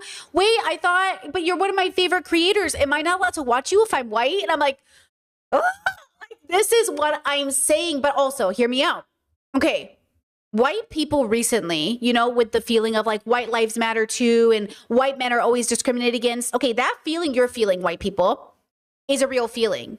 And you've just started feeling it once in your life, and it's not even the same why as when marginalized people feel it. You're feeling 1% of what communities have felt for so many years, it's not even, I can't even count it, okay? And you're not even doing it within reason. It's not even like, it's real. The feeling you're having is real, but the why is not real. And this is why we have to recognize we're biological creatures. We're feeling creatures. They are having feelings of being targeted, being questioned. Everything they do is under scrutiny. I, as a white person, can't even exist without being judged for how I talk. Okay? Same thing with when I say in my audience, I don't make content for men. And men will say, does that mean I shouldn't watch you? It means that when I make content, I don't have men in mind. I used to make content with men in mind, and it wasn't fulfilling. I wasn't fulfilled. You guys are one of the hardest audiences to cater to. You're grumpy, you're negative, you're fucking misogynistic, you're so fucking edgy, you don't listen, you don't learn, okay? You don't make the same amount of like stride to even attempt. So yeah, I stopped making content for men in mind, and my success became so clear. I started doing this full time. My life got better. My audience got better. I loved coming to work every day. My life got better when I stopped thinking about men, when I made content. Okay? FD Signifier often talks about the fact that he makes content for black people. He says that he tries not to cater to a white audience, and he can always tell when he accidentally speaks too comfortable for white people because he'll make a video that pops off and he's like, uh-oh. Okay? Same thing with me. When I make a video and men feel too comfortable, I go, uh-oh, hold on, something went wrong here. I did something wrong, you know? And it's because ultimately, you know, we always talk about why don't people cater to marginalized people? Why don't people do that? Because we don't make as much money or become as popular. If FD really focused his energy on white communities, he would blow the fuck up. He'd be the Contra of the black community. He'd be the Lindsay Ellis of the black community. He'd be the H. Bomber guy of the black community. But keep in mind that FD does lose point. He said, I think he was talking to Michael Burns about this maybe, that when he puts himself in the thumbnail, sometimes it gets less traction than when he does it, because often people don't want to hear from black people. They don't want to hear from black video essayists. You know, they think they do, but they don't, especially not, you know, the FD flavor of a video essayist, because FD does speak from a male perspective, and I think he caters to a lot more men. So black female video essayists might do technically a little bit better, especially if they're dressed kind of elfy or ethereal. They might do better with the girlies and the gays, but even they fall off at a rate that is much faster than a ContraPoints who makes like $20,000 a month or whatever it is. Okay. Or I think it's much more than that now because it's 20,000 paid members, I think, on Patreon. So a lot of, I've noticed Black female essayists have recently decided to like either quit, change, do something else, or they're not getting paid as much. And again, it's about how you are received by the public. And also timing is a big deal. Okay. But this is why we talk about exhaustion from catering to white audiences, because then we also have to speak in a way that's like pulling our punches in the same way that if I talk to male audiences, I'd almost have to pull my punches because when you guys get your feelings hurt, you make it my problem. Okay. Next video, I want to show you this. Is a white fan, and the only thing worse than a white hater is a white fan. And the best way to explain this is by looking at how Muslims practice their faith on the moon. I promise this will all make sense. See, I've spoken multiple times about how I dislike my white audience, and every single time these white people misinterpret what I'm saying, which is kind of exactly what I'm complaining about. My issue is not with the individual white people that watch my videos. My issue is with the fact that white people watch my videos at all. To best explain, we need to understand the 5 pillars of Islam. The second of the 5 pillars is Salah, which is the 5 mandatory daily prayers. All Muslims pray facing the Kaaba, which is the big black block in Mecca. Now, as someone living in the United States, I would just generally need to pray facing somewhere east to fulfill this requirement. I'm far enough from Mecca that I can't ensure I'm directly facing the Kaaba, so just praying in that general direction is the best I can do.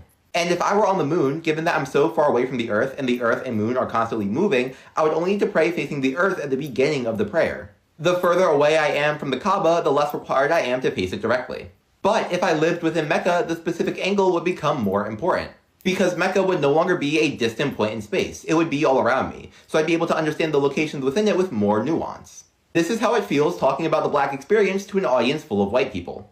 While white people are on the moon having a distant and blurry picture of Black culture, Black people are in Mecca and are able to understand the diversity within the Black experience with a lot more nuance. This is best explained via Paul Gilroy's theory of the Black Atlantic. Coined in the book of the same name, the book attempts to reframe the study of African American history not as the study of a single history, but as a study of multiple intertwined ones. He argues that Black history as an academic study is misguided in valuing too highly the frameworks of those outside the culture. It looks to people on the moon to describe the geography of Mecca instead of people living in the city. In his words, I've suggested in the previous chapter that this diaspora multiplicity is a chaotic, living, disorganic formation. If it can be called a tradition at all, it is a tradition in ceaseless motion, a changing same that strives continually toward the state of self-realization that continually retreats beyond its grasp. This is why I have such an issue with the fact that I have a white audience. It requires me to center the understanding of Muslims on the moon rather than Muslims on Earth. Okay, now, and shout out to Andrew for joining memberships. I just saw that. Thank you so much.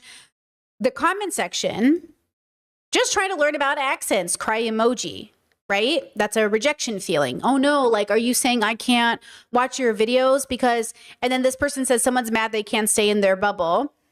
And then they said, well, then go to his accent videos, right? Okay, proving his exact point.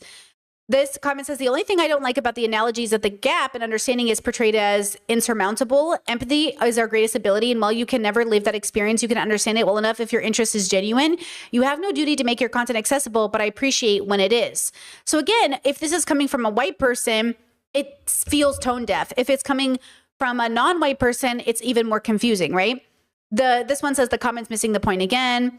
Comment says, quote, well, it's not my fault your videos come on my FYP, end quote. So you don't want me to unfollow you then? Or so you want me to unfollow you again? It's like, bro, you're not getting it. Now, this happened to me on, hello, where is my video? This video. On this video I made on my commentary video about Gila Climb, somebody said, this is about, I'm literally talking about fucking Palestine, okay? And this person says, can I watch this channel if I want Palestinians to have peace and equal rights? But I don't think calling Israel Palestine will create peace and autonomy for all there. Not that I necessarily believe in calling it Israel either. Just don't think you have to name the country, name of your country as your identity just for equal rights, liberty, and freedom, etc. Also, most Jewish Israeli citizens are required to register for the military service when they turn 18. And someone said, why in the world are you what in the world are you asking? This is not signaling good faith. Any chance you'd like to reframe your question, which I liked because that's nice. And then they went on to say, like, they literally argued with people in my comments, and even people were like, oh, the host is literally trying to deliberately misunderstand you. Why do people comment these things? Brittany, does this mean can I watch your videos if I'm a guy? Can I watch your videos if I'm straight? Can I watch your videos if I think this? Why are you asking me this question?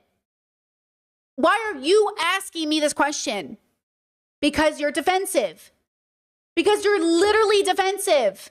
Because you're feeling attacked, you're getting defensive, and you're making it my goddamn problem. And I'm saying, Jesus Christ, learn to communicate in a way that says what you mean to say. You know what I mean?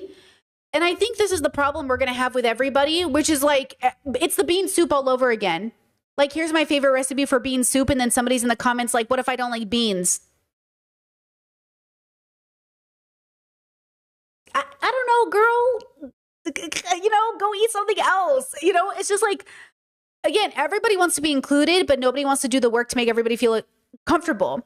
You know, this is why communities don't like when things go mainstream, because you work so hard to make the community communicate clearly and all be on the same page. And then new people want to join. And then you have to like, they don't want it. They don't like it. And they want it. You know, it's a whole thing. Anyway, I'm not saying that we don't need to update. We don't need to change things. I'm just saying this is why community can be hard. Then my Discord sent me this, the eight white identities by Barner Hess. White supremacist, clearly marked white society that preserves names and values white supremacy.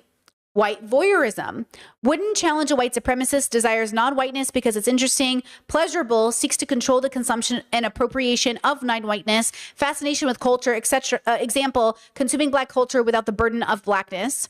White privilege may critique supremacy, but a deep investment in questions of fairness and equality under the normalization of whiteness and the white rule, swarm goal of diversity. White benefit, sympathetic to a set of issues, but only privately. Won't speak or act in solidarity publicly because benefiting through whiteness in public. Because of the benefiting through whiteness in public. Some POC are in this category as well. Pause. This is like when you're dealing with a woman that upholds patriarchy, or a black person that says like, I'm not like other black people, or a trans person who goes like, I'm trans, but I'm not trans like that, or a gay person who's like, I'm gay, but I'm not gay like that. It's like, okay, you know, you're trying to appeal to the majority. Actually, people who suffer from fat phobia, I don't watch a lot of fat phobic content because it triggers the fuck out of me because it's so illogical. It's so philosophically devoid of joy. Formerly fat people, or fat people who have struggled, or fat people who have lost weight. Nobody hates fat people more than formerly fat people. I know that's a reductive sentence, but it feels that way when I watch a lot of fat people. They're just like, they think their struggle with fatness is everyone's struggle with fatness, and they're just like so fat phobic. And I'm like, Jesus Christ, you don't understand. The philosophical desire of fat acceptance was to not be judged solely for being fat, because what is the judgment there? Like, what are you judging in people that they're fat? You know what I mean? Chet says, out of curiosity, how white is this audience? Ooh, I'm interested too. Let's take a poll. Are you white? Are you white? Should I say white or just white? Are you white or POC? Or are you white? It's a hard question to answer because it depends on how you would answer. Like, would I answer this yes or no?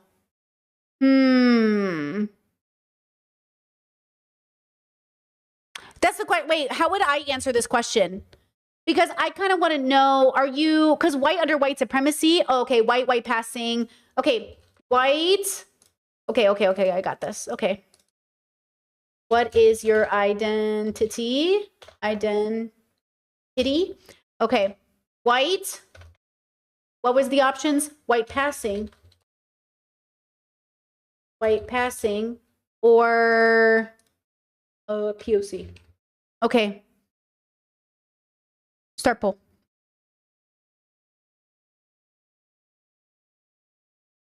Okay. I am Asian, but like I'm white. Oh, see, this is complicated. I guess you'd be white passing. You'd be white passing. Right? Or you'd be POC. Fuck. Wait, am I? Because I'm white no, I'm white passing? Am I POC? I'm confused. Am I white? You can't say white passing if you're not black. Well, I think they mean white passing in the colloquial way, not white pass. Hold on, this poll doesn't make any sense. White passing in the colloquial sense, not in the academic original sense. Conditional white? Oh, conditional. Oh, no, this is too confusing. Yeah, where does mixed race put in? Put mixed. Oh, this is not working. Wait, this is so fun though. Look how complicated this is. Hold on. Ignore that poll. That poll doesn't count. Wait, this is hard actually.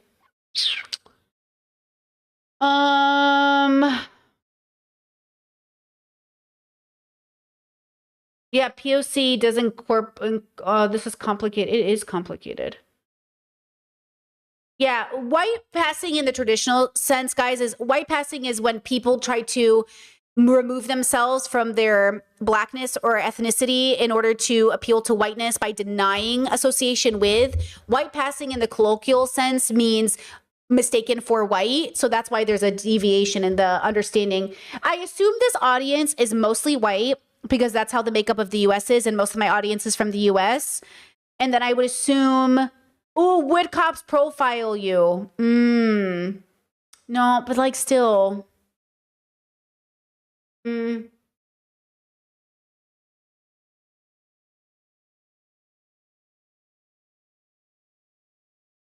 Chess says, wait, what does white passing mean? Well, I just explained it, so let me know if you saw that already. Yeah, but would cops profile you doesn't make sense because there are black people who wouldn't be profiled by police, right? I mean, there were black artists who literally were mistaken for white artists and died, and people people didn't know. Like, there are literally black people who have been famous for doing this because they needed to survive in Hollywood. Or remember that actress who was people thought she was white? But she's still not white. You know, just because white people didn't know she wasn't white doesn't mean she wasn't not white. See, whiteness is a construct. Okay, let me just do this. Forget this poll. You know what's interesting is what a construct whiteness is. That's the point. Look at how what a construct this fucking thing is. That's why we have to play these games about what is whiteness, but yet it's important, right? Yeah, I know. Right now Halsey was black, right? Like Halsey is white with a black father. Halsey is she black? Like, you know what I'm saying? Like, Halsey is white with a black father. She's mixed? She's biracial? What's that guy? Who's that white guy who loves to say the N-word? Honestly, I don't know about you guys, but he annoys me. He does. Every time I see him saying the N-word on my timeline, I'm like, girl, get off my timeline. He really doesn't. I hate it. I don't like it, but that's not my place. That's not my place to be that judgmental. You know what I mean?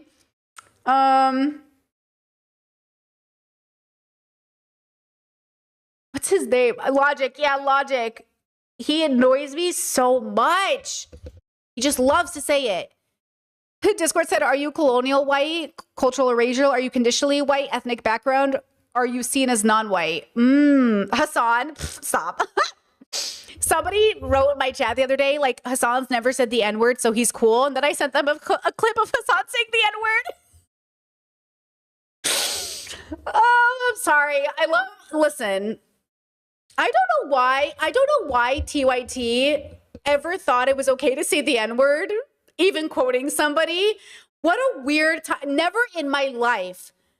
What did I ever think it was ever okay to say the N-word? Like, you at work on TV?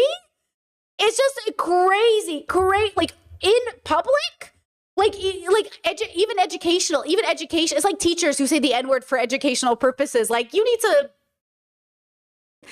censor that stuff, girl. You know what I mean? I don't know why TYT thought that was okay. That was such a weird era. I couldn't even believe, like, I wasn't watching during that era, but I was like, Foreign Fridays covered it. It was the craziest compilation of N-words I've ever seen in my life. I can't believe it. Like, I'm so shocked. Anyways. Oh, yeah, well, there you go. I don't know. What are you going to do? Okay, either way, you guys can volunteer what your ethnicity is so people can answer that question of the diversity in this audience. I will say most of the people who watch me are from the US, but I feel like I have a really good mix of people. I actually think my Discord is a really good example of the ratio. I feel like my Discord is global. It's a mix of people of color, white people. It's like a good mix of femmes and masks. It's like a good mix of queer and straight, autistic. It's basically all autistic. It's all neurodivergent for the most part. But I feel like my Discord is a really good example. Okay, let me go back to this. Feel free to ask questions or comment. Okay, let me see. Sympathetic. Okay, white confessional. Some exposure of whiteness takes place, but as a way of being accountable to POC after. Seek validation from POC. Oh, white confessional. Some exposure of whiteness takes place, but as a way of being accountable to POC after. Seek validation from POC. Is it like, help me with this one, guys. Is this like a white savior? Like, I feel bad for being white. I want the POC to approve of me? Maybe I'm misunderstanding this one. Maybe I'm confused. White critical. Take on broad critiques of whiteness and invest in exposing, marking the white regime. Refuses to be complicit with the regime. Whiteness speaking back to whiteness. Oh, okay. White people going after white people. White traitor actively refuses complicity, names what's going on. Intention is to subvert a white authority and tell the truth at whatever cost. Needs them to dismantle institutions. White, hold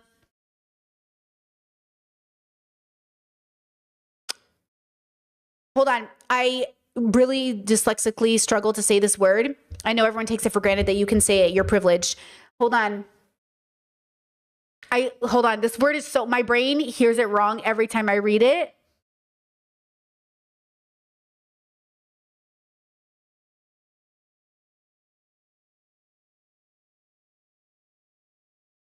Why can't I say this word? When I hear it, I go, oh yeah, that's right. Somebody help me.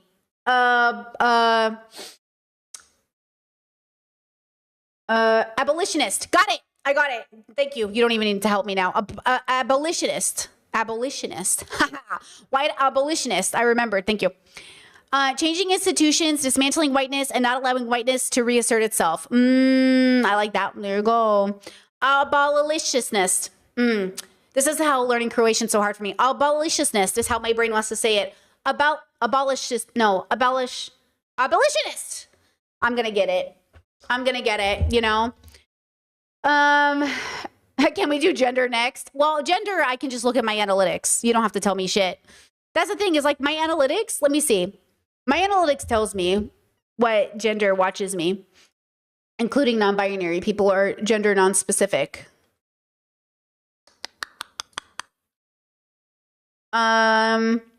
Jess says, do you consider yourself white? I consider myself, well, it depends on who I'm talking to. I am objectively white and subjectively, conditionally white based off of who's asking. So I'm West Asian and I have white skin, which means I am white. And as my chat often says, conditionally white. But I would never, you know, like I just think it's conditional. Okay, let me see. La la la la la. Okay, can I show you this without doxing myself in any capacity? I think so. Okay, so female, 58%. Let's go, girls. Beat those boys at everything. 40% male and 1.4 user specified. Ooh. Okay, 55% of the people watching me between 25 and 34. It makes sense to me. Okay, 17% 18 to 24. Oh, whoa, this has gone up. 13 to 17, 2.5. That used to be 0. That literally used to be 0. That's crazy. And then 45 to 54, 4.2%. Oh, and then 35 to 44, 18.2. There you go. There you go, girlies. Now, let me see. Does it tell me? I feel like it does. Okay, here. So, hold on. Let me make sure I'm not doxing myself somehow anywhere. Okay. Geography, United States.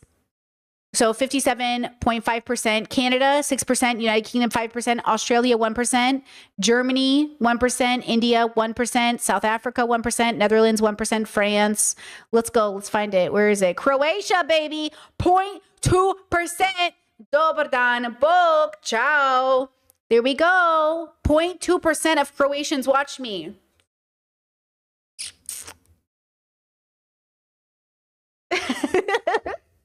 Let's go. Let's go. Okay, shout out to my girls, gays, and theys from Croatia. Love you. All right, so Anyways, I just wanted to share that, but I also want to end that conversation around anti-blackness, blackness, whiteness with this video here, and then I'll read chat because I feel like I'm missing a lot of good stuff right now. Look at this. This is the type, guys, lock in. This is the kind of media literacy we fucking need in the world. This is the kind of observation I want you to make about everything. This is the bubble pop I want you to see. I want you to see how problematic everything fucking is so we can make it better. So we can make things that we enjoy better, because it's everywhere and little kids see it and it seeps into their being, and then they embody this belief and they don't even realize how much it's impacting everything that they are. Are you ready? This is texturism and microaggressions in kid shows and games. Don't you love a Jew that always bounces back? Surfing's a tie, but Raquel, you get the prize for wackiest hair. Welcome. What hairstyle would you like? I'd like an afro. Thank you. This is exactly what I wanted. A catastrophe. Look what happened to my hair. Normally it's straight. I was just walking down the hall when poof, my whole head of hair puffed up just like that.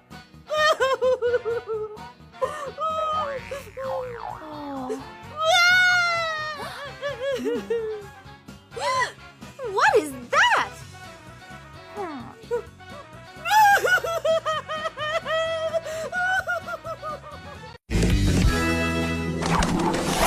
Don't you love a Jew that always... Okay? This is what I want you to process that little kids are seeing, we are seeing as adults, we're seeing, and it matters. This stuff matters. It really changes everything. Everything we say, we learn about ourselves, when you look in the mirror, the way we feel about ourselves, this does matter. Now, I understand you might be saying, but Brittany, isn't this the same point people are making about Ariana Grande? That when people see her, they relate to her? Yeah, in the way that we all exist. But how powerful of a message can we send to people that there is a contextual difference between all of these things in terms of what we do next, but the one thing we should do is unconditionally love people for how they are.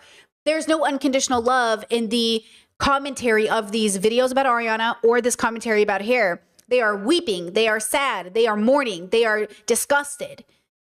They are not unconditionally loving different hair textures or the way that they look. We're not unconditionally loving Ariana through her suffering. We are instead saying like, ooh, this is scary, this is icky, we don't like it. Okay?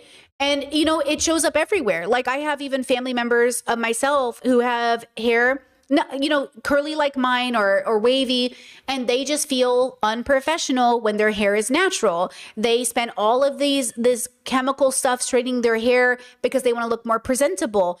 Why do you look less presentable with your natural hair? Again, it really is that deep. It really is that deep. All of us, like this is the hair that comes out of my head. And yes, I style it and I put product in it and I got my hair cut yesterday and all those things. But still, I get those comments from people too that are like, oh, you would look so cute with straight hair. You would just look so much more conventionally pretty. Joke's on you. I actually don't look that much better with straight hair. Actually, wait, I have a picture of me with straight hair. And though it's cute and everything, it's just not me. Hold on, let me see if I can find one.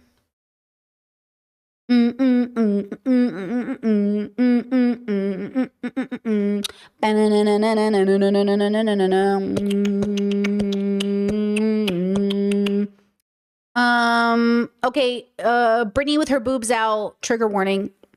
So there's this one. Okay. And then there's hold on, I thought this was going to come faster. Oh, it's my brother. Wait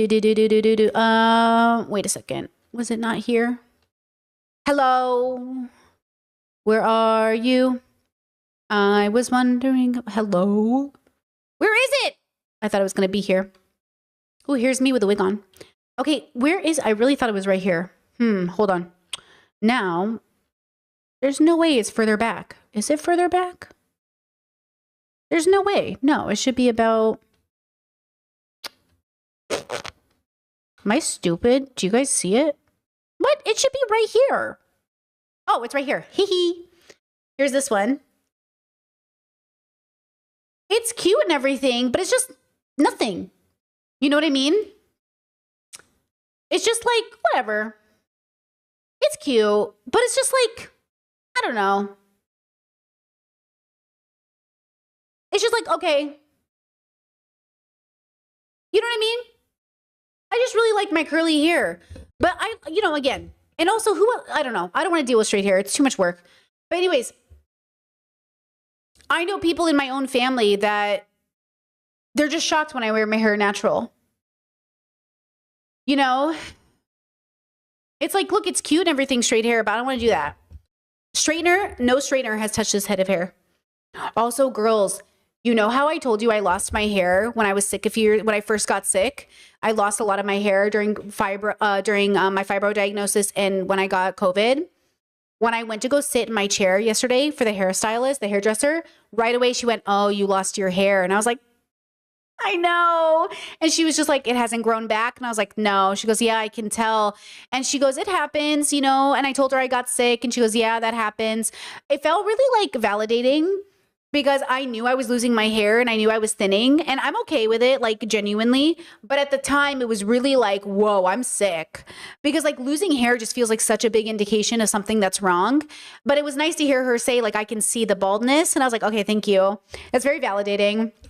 And also it does make me recognize how thin like my hair is over where it used to be.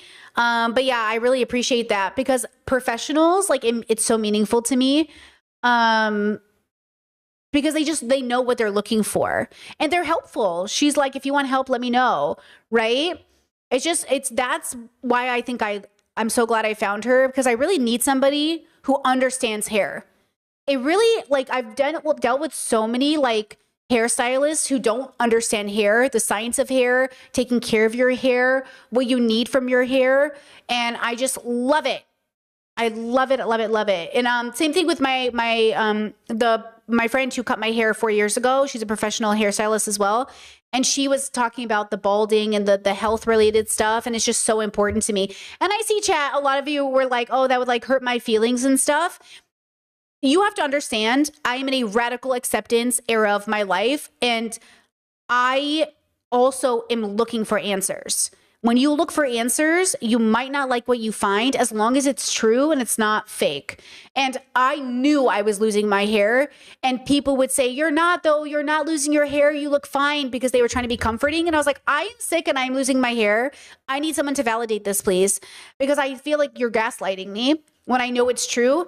And so to have people in my life who could be like, "Oh yeah, your hair is thinning," was like, okay, I'm not going crazy.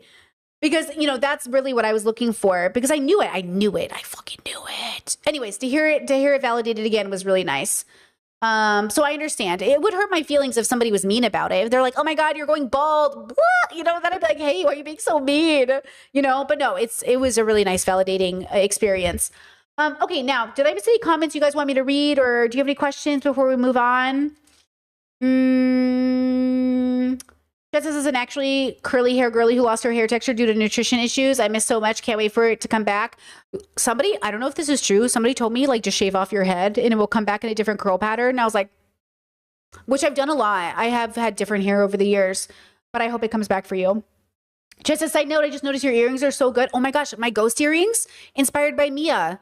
I follow her on Instagram. Oop, hold on. Oop, where is his little eyes? Hold on, I'm dyslexic. Hold on. Oh my God. They're little ghosts inspired by Mia.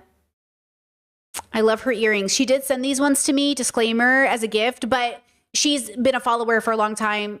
I've been buying her earrings for a long time. And she just recently was like, "Can I please send you some earrings?" And I was like, "Absolutely." And she sent me these ghost earrings. But just, you know, disclaimer, I'm not like sponsored. It's not like that. It's just like she's cool. She's in the audience. She's talented. She does great earrings. That's why I always promote her as a community, you know, in a community way. Okay, let me scroll up, just make sure. You said, "I don't want to ask you to tell me who the hairstylist is because I don't want to dox your location, but I kind of do because I was researching someone in Croatia who ages. Who is she?" I appreciate that. I'm not going to share. I will neither confirm nor deny where I live, nor give anyone any indication of where I live if I can prevent it. So I can't give you her name. Sorry. I know that sucks, but it is what it is. Yeah, sorry. But I hope you find somebody, you know, you know what I do is I look at their webpage, I look at their Instagram if they post social media, and I just ask, are you good with curly hair? And then I hope for the best. And that's what I did, because I did not know, girl, if it was going to work. I did not know. So it was really, I feel really lucky, you know? Okay, let me see. Scroll up. I don't see any comments or questions that I like necessarily need to talk about. So I think what we'll do, if I'm correct here, we will move on. Let me do that. Yeah, and great reviews might also help. I agree. Google reviews, not great reviews, Google reviews. I also read the reviews. Absolutely agree on that. Great point, chat. Okay, let me do this. Phil talked about the recent Socialist Dems winning elections, and I want to talk about that because this, again, relates to grand purpose. So for some people, guys, grand purpose to them is politics, and I think that's really true, to be fair. I do think, look, as much as I criticize Hassan and all these people, I want you to know I do think their calling is politics. Because I couldn't do it, girl. I couldn't do it. Like, I've tried my whole life to keep engaging in politics. Now, obviously, for ethical reasons, I get burned out more than anything. But the truth is I can't do it. Phil, even watching Phil keep up with all of this, I'm like, girl, not for me. But I think it's interesting and I think it's necessary. And I think it's like a sign of good news, even though we should be reasonable with how excited we are. I think it's still a good message overall. So just check this out. You've got this story that the Democratic leadership just don't want told, where the Trump and its True Tide scandal and allegations are actually the less important weight loss of Antifa. We dive into the news, so let's just jump into it, starting with this. The socialists aren't just coming, they are here. That is what you have a lot of people saying right now after last night's Democratic primaries. Because as those results came in, it left Zoran Mamdani with what the New York Times described as a look of pure disbelief, with him describing the scene, saying his aides clapped their hands over their mouths. He and his chief of staff hugged for a moment under the gleam of a disco ball, and everyone around them bounced, cheering as if to say, was this all really happening? And adding a state representative nearby was weeping. Or because all three of the candidates that Mamdani endorsed won their elections, and the energy in the room was nothing short of electric.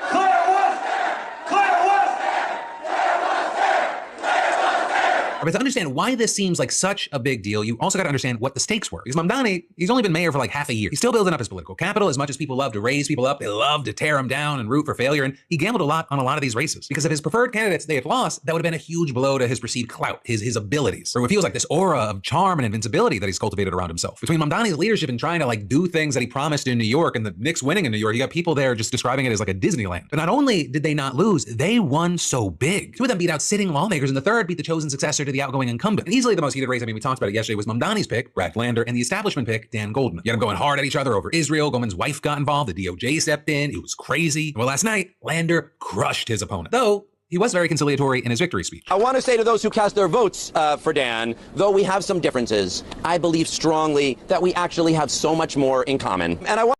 If I'm not mistaken, I read a quote from him, if it was from him, because I'm not a political girly, so I didn't sit here and verify, but it said like, I'm the Jewish, because he's Jewish, I guess, I'm the Jewish politician who will fight for, I think he said like Palestinian lives, or he said, so it's interesting that on the team, there is a Jewish person, because I think a lot of the conflation that people are still making, even on my video over on my commentary channel, is like pro-Palestinian people hate Jewish people, or hate all people from Israel.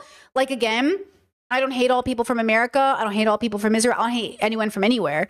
We're fighting against a genocide. We're fighting against a regime. We're fighting against fascism.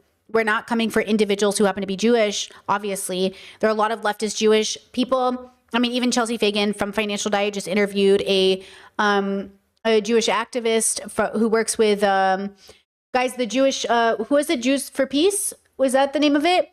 So like when you sit there and you think about, there are a lot of Israelis who are also not serving and are being put in prison, because they don't want to serve in the IOF. So, when we have these conversations, remember that here on this channel, we are not anti-Jew at all. No anti-Semitism in the chat. We are not anti-people who are from Israel. We're talking about structures of oppression, and we are talking about people being complicit in supporting that, the IOF and the government. So that's a problem. That's why Gila, even though she says she's pro-Palestine, then why does she do everything that is not helping the cause, right? So we just have to remind ourselves that that is not our goal here. We are pro-ending the suffering, unnecessary suffering of all living life. want to specifically praise him for how he responded to some of the toxic rhetoric that he and his staff faced over the past couple of days with grace and with gratitude. That is something we need more of in our politics. But truthfully, Lander was expected to win. The real shock, that came when Claire Valdez won her race. When her win got announced, oh my God, the pop. By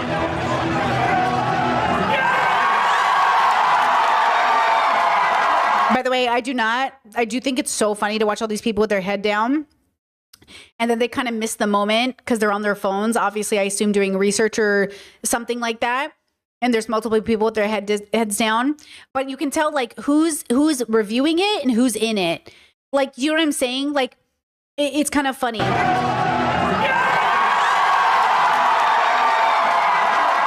Also, the district that she's representing, it is often called the Commie Corridor. So that gives you kind of the idea of its political leanings if the crowd chanting DSA didn't already do that for you.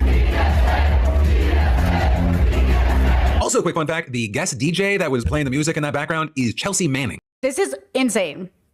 This is the weirdest, like, what is she doing there? Like, that's so funny. Right, the whistleblower who gave evidence of U.S. war crimes to WikiLeaks. But anyway, you had Valdez making clear, this ain't about her. It's about the movement. And make no mistake, this victory is not mine, it is ours. It belongs to the UAW, it belongs to New York City DSA.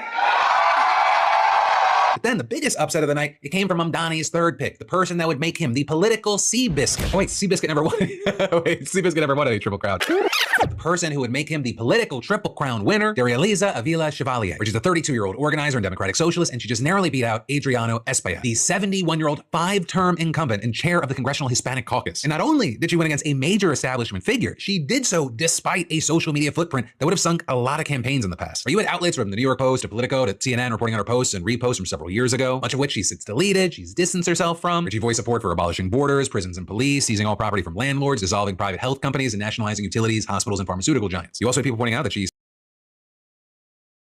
stated that Israel doesn't exist and that most of the political theory that she's read is communist, but the pyromania associated with anarchism is very intriguing to me. And then kind of just as the cherry on top, she once tweeted, "Fuck Kamala Harris." In fact, her ops even ran an ad with that, though it may have actually backfired because there are a lot of leftists out there that agreed or even still agree with that sentiment. And so despite all of that history, or maybe in part because of, she still won. And what you had is in her victory speech, she honed in on what she said she's fighting for. A community that deserves full investments and full funding in our childcare, in our schools, in our healthcare systems, in our babies, not bombs. I'm not concerned about the odds. In fact, I don't give a damn about the odds. I relish the challenge. And that is because I have faith. But also one of the big things here is that, for the Democratic Socialists of America, these three candidates are only the latest chapter in the movement that began with Mamdani. We are showing that last June, a year ago tomorrow, was not an anomaly. It was not the end. It was the beginning. Where you had them emphasizing that last night's victory, it is part of a long-term project to build a coalition that does what they say the Democratic establishment simply won't, namely end war, abolish ICE, tax the rich, and win universal health care. And so while Mamdani, who I think has really just been on a masterclass of political maneuvering, is refraining from direct threats, his organizers on the ground, they're pointing at Chuck Schumer and Hakeem Jeffries and saying, you're next. So you should also know that the elections, they weren't a universal win for the DSA last night. You had more moderate candidates winning in Utah and Maryland, in no small part thanks to huge donations from AI companies, the crypto industry, and AIPAC. Also in New York's 12th district, the candidate that all the old guard kind of rallied behind, Micah Lasher, defeated a bunch of contenders to replace retiring Representative Jerry Nadler. And then you had incumbent Richie Torres, who's actually one of the most vocally pro-Israel members of the House, fending off a challenge from progressive candidate Michael Blake. And while notably you had Mamdani quiet on those races, other people, not so much. One of the people and one of the reactions that's gotten most of the attention is from Hassan Piker. I'll see you in 2 years, mother. Just wait. Richie, I'm coming for you, Richie. You think shit is sweet? Sit on that seat for the next 2 years.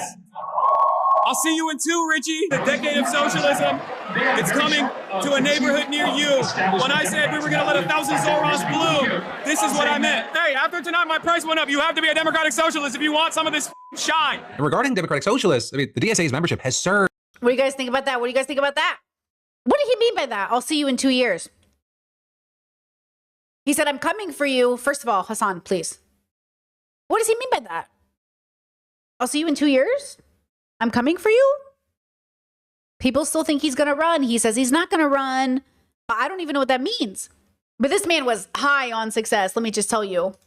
ever since the dam broke with Mamdani. Well, not universal. They've steadily been picking up win after win across the country. They're getting a Democratic Socialist into the general for LA's mayor, and then actually getting one elected to be DC's mayor last week. Also last fall, a self-identified socialist who's not officially part of the DSA won the race to be Seattle's mayor. And you've got Democratic Socialists aiming for congressional seats in Colorado, Florida, and Missouri this year as well. And actually after that, they're reportedly setting their sights on the White House. You have Politico reporting that the group's conducting surveys at its 250 local chapters this summer to get a feel for who members think should run in 2028. And well, sadly for his fans, thanks to the U.S. Constitution, Mamdani, he can't run to be president because he wasn't born in the country. Whereas then, someone that's on the top of a lot of people's minds, and that is Alexandra Ocasio-Cortez. So one of the things there is that she's so far declined to say whether she's considering a bid for the presidency, and rumor has it that she might be eyeing Chuck Schumer's Senate seat. But hey, with all of this, there's kind of a few different places to land. First, I should definitely note, just across the board, it's not really all smooth sailing for the far left from here, because despite all the hype from last night, it is still true that DSA-backed candidates haven't won a race outside of a major city yet. And then with that, you have some having the argument that the more they do win, the more ammunition Republicans have to terrify kind of old white people, as they've already been seeming to do. Well, it actually happened a little faster than we thought it was going to, but the entire Democrat Party has collapsed because, well, the communists have taken over the Democrat Party, and not just the communists, the jihadist communists,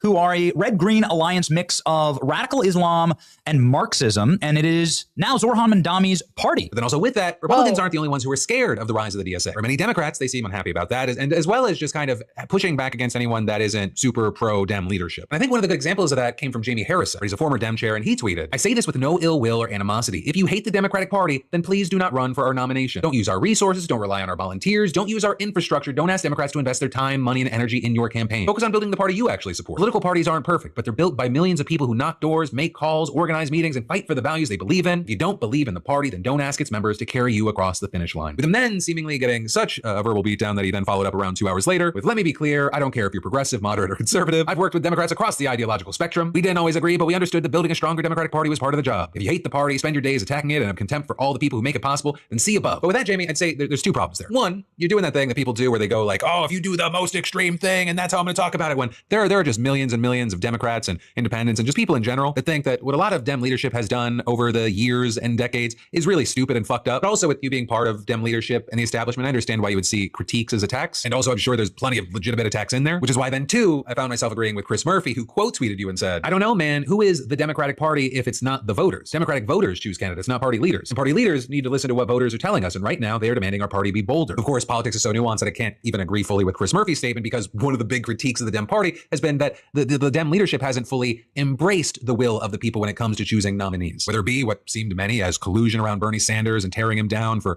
the ideal candidate for the leadership, or how many Democrats felt robbed because there wasn't a primary process because Joe Biden dropped out so late. But I do agree with the argument that a lot of Dems, they do want bolder politicians. They want their politicians to have more of a message and more of a goal than Orange Man Bad. And honestly, some of the people that have been best at communicating a message of the people rising up together, it's been a lot of Democratic socialists. They're talking about progressive populism, talking about cost, about the ability to get healthcare, about just living your lives, having a job, being able to get sick and get care for it and it not bankrupt you, not getting into pointless foreign wars of choice. And honestly, and it's not a direct one-to-one, you cannot be shocked when people look for new answers to the problem when all the previous answers have failed them. It's part of the reason Donald Trump was elected in the first place. In fact, there are people out there that voted for Donald Trump, or at the very least against Hillary Clinton and Kamala Harris, because they wanted someone to break the system. With people thinking that he will fuck up so bad that people will look for any other sort of alternative that's not already on the table. But hey, time will tell. Is this right? Okay, so this is like one, I love watching Phil go more left every day. Two, I think that millennials, out of all the groups of people, have the greatest chance of moving this forward, because it is millennials who are the Democratic Socialists right now. And I think that that is the big part of the future. I think we have the greatest chance. I really do. And that's interesting. Like, the problem is that old people aren't retiring in a big way. The bad problem is they can't. A lot of them can't afford to. And I think that that is the structure failing in front of us. I mean, the fact that old people have to come out of retirement, we covered this a month ago or so on stream, old people coming out of retirement because they can't pay their bills forces them back into the workplace, where then those jobs aren't available for us. And then the system, you know, and then politics is the same thing, where Trump is, you know, all these people are in their 80s or whatever, basically. And it's like, when are we going to replace you? So I do have a lot of, look, I'm an optimistic girly. You know that I am. I think this is another proof of it. I've just, look, I think the world is always getting better. I just think that it goes like this: 3 steps forward, 2 steps back. And we're in the 2 steps back era, but, you know, give it some time. And I think the world will be 3 steps ahead, and then we'll go back and we'll keep going, right? You know what I mean? We're in an up and up. I think it will take a while, but I want you to be optimistic. You know, I just want you to be hopeful. And I think this is a good point of it. It's not to say that it's everything. It's not to say that it's perfect. It's not to say that our whole future is in Zoran is to say that the whole future is in you. And if you keep electing better people, the world will be a better place. Zoran, this wasn't his win. This is when, like she said, it wasn't any of their wins. It was our win. It was the people's win. And that's why when people say like America is better than Trump, I don't know. Prove it. Vote for somebody different then. Prove it.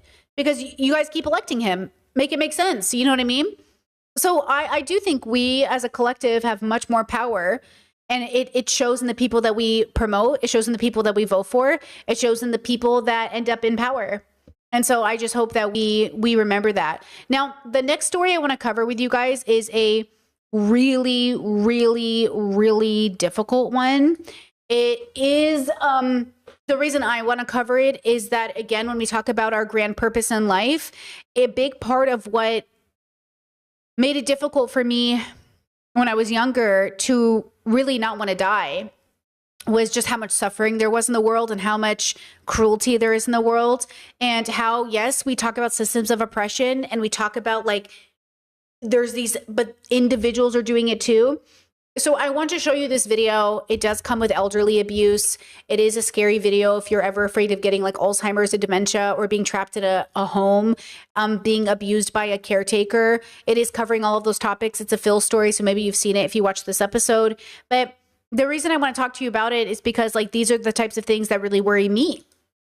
I advocate for the right to die and the right to live how you want for exactly these reasons.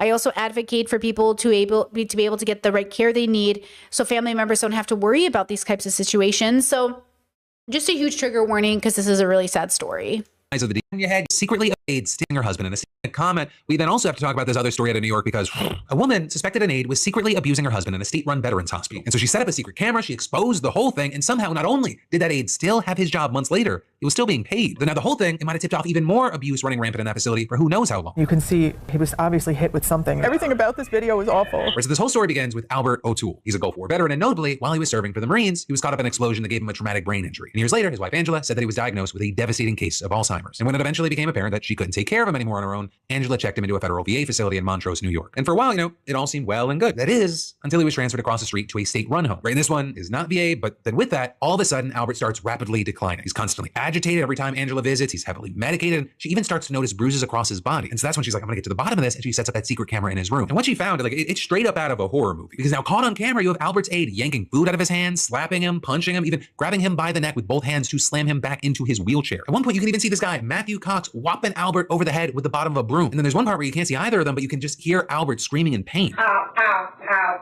You hear him screaming and nobody comes to check on him. Where are the other aides? I don't know how I missed it. I was there every single night. I never dreamt that this would be our life. I can't even sleep anymore. I just watch him at night on that camera to make sure nobody's hurting him. But then maybe the most infuriating part is, right, so all that happens in March. And then in April, after Angela reported it, Cox was arrested on felony charges of endangering the welfare of a person with disabilities. And while the State Department, they said that he was put on leave and later fired, turns out that up to this past weekend, Cox was still employed at the federal VA and was even still getting paychecks, or with all of it pending the outcome of the case. So then after you had News 12 New York exposing this fact, it went viral, and you had VA Secretary Doug Collins tweeting that even though this happened outside of a VA hospital, the VA was immediately initiating removal proceedings against him. But then also, if you're like, okay, hey, well, this is probably the best outcome we could hope for, at least it's all over, you then have to back it up. Because News 12, they also thought, let's check the other patients. Let's see how they're doing at the hospital. Pause. This is why I'm terrified. Mother Jones was reporting, other outlets were reporting. The Trump administration is talking about taking on house people, mentally ill people, disabled people, and putting them in homes. And those homes will be run by the government. We should be terrified. We should be scared. Now, don't do anything because you're afraid or because you're desperate. Get ready, be prepared. Every child you bring into the universe will become subject to the world you bring them into. And right now, the world, just like it's always been, is a pretty chaotic place. So please be considerate of when or when you bring kids into the universe, what you're bringing them into, okay? Because it's not a fucking joke. And then if you have people you love that are alive today, start making plans. This is why I say when I advocate for the wealthy, please hear me when I say this, okay? The reason I am critical of certain people and the way that they use their money is because it seems funny to me that you have enough money to buy a second house that's $1 million, but like, does nobody in your house like get sick? Because if I had $1 million extra, I would have to put that somewhere in case somebody in my family got Alzheimer's, in case somebody got sick like this, so I wouldn't have to put them in a facility. I don't want my family in a facility. The reason I look at people and the way they spend their money is I'm like, do you have nobody in your life you have to take care of? Is there nobody in your life that you have to, because my grandma had Alzheimer's. I know what it was like to visit that place, to visit that hospital. And my mother would say to me, we have to go visit, you know, grandma at different times of the day in case somebody's messing with her. My mom would check my mom would check my grandma's body when she would visit and make sure it didn't have any bruises or anything on it. Because my mom was paranoid that my grandma might have been abused in these homes because, you know what I'm saying? And we didn't have enough money as a family to give her private care. And so one of the goals I've always had as a person, which I couldn't afford now, is to have private care or at least a facility I trusted because of exactly stories like this. It gets really, really bad. I mean, we're talking about sexual abuse. We're talking about all layers of abuse. And yes, it's a system problem, but it's also individuals carrying it out because they're tired, they're stressed, they're philosophically evil. We're animals on a planet. Like, I don't know how to tell you this. This is why a lot of us, we have to eradicate this desire to hurt people when we feel like we're getting something unjust in the world or we feel like we're too tired because it's very common. It's a universal experience of human beings when stressed. They become bitter. They become angrier when they don't get enough sleep. They see people uglier. When they're hungry, they're harsher and they cast more judgment. So we have to take care of ourselves. And we have to recognize that we have so much power of how we interact with other people. And so again, like, this can be so frustrating for us, but I don't want us to be so angry at the worker that we forget the system that put it in place to allow him to be employed. And we don't forget that he also comes from a background that may or may not have contributed to his levels of stress or frustration. It doesn't justify what he does. It explains why when we are frustrated, we take it out on people. Parents who nag their kids or beat up their children, partners who come home and slam cupboards and are annoyed with their partners. Like, we didn't just, fall out of the sky. We're products of everything that came before us. Why, when we're angry and frustrated and tired, do we feel justified in taking it out on others? Because we're animals on a planet. We have to do the work to have a deeper relationship with self so we don't punish people when we're having a bad day. And that's everybody. Look at Trump, you literally admitting that he wields his power to take revenge on people who annoy him. Remember that. Remember, he will try to say, oh, see, it's mental illness that makes you this way. Okay, then what's your excuse? Because you are literally using your positions of power to make examples out of people, to target people, to fire people, to harass people, to punish people. Make sure this wasn't an isolated incident. And unfortunately, what they found is that over the last 4 years, the same home that Albert was in has racked up more than 47 complaints and 25 citations. And those include deficiencies involving restraints, situations regarding medications, and failures to report suspected abuse, some of which had already led to people getting fired. Hell, even state auditors, they found failures to prevent and report alleged abuse last year during an inspection. And what you have now is during a press conference, Angela levied even more accusations against the hospital. I had walked out of the nursing home around 4 o'clock on March 1st after putting the camera in his room. And the abuse started at 4:15 on that day. I wasn't even out of the room 15 minutes before the abuse started. And that aide had been with my husband since late December. Hold on. I don't know wait, Chad, who are you talking about? You said we gave the young lady that killed the lady so much smoke. He deserves all the smoke. Which lady? And then you said he deserves all the smoke. He deserves all of the responsibility. He did those things. Okay. I'm a problem-solving girly. So yes, on the micro, he's 100% responsible, period. And like Phil is pointing out, the system enabled it. Both things are the thing. The system enabled it. His upbringing probably enabled it. His neighborhood probably enabled it. His mother probably enabled it. All of it enabled it. His biology could have enabled it. But you know what I'm saying? We're all responsible, and yet all of us are products of, the coffee shop girl. Coffee shop girl? The one with the laptop? Which one? The coffee shop girl? The girl who took pictures outside? Man, we cover a lot of coffee shop girls. Killed somebody? Coffee shop girl. I can't think of which one that is.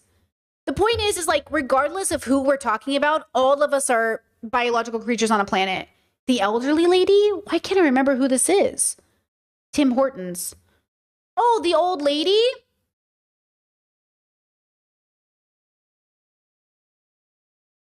Yeah. Yeah, but we also explained that she was young. They were young kids. They shouldn't have been in charge. They weren't responsible enough at the time. No, a different one? Wow, I like how there's so many. We don't know which one it is.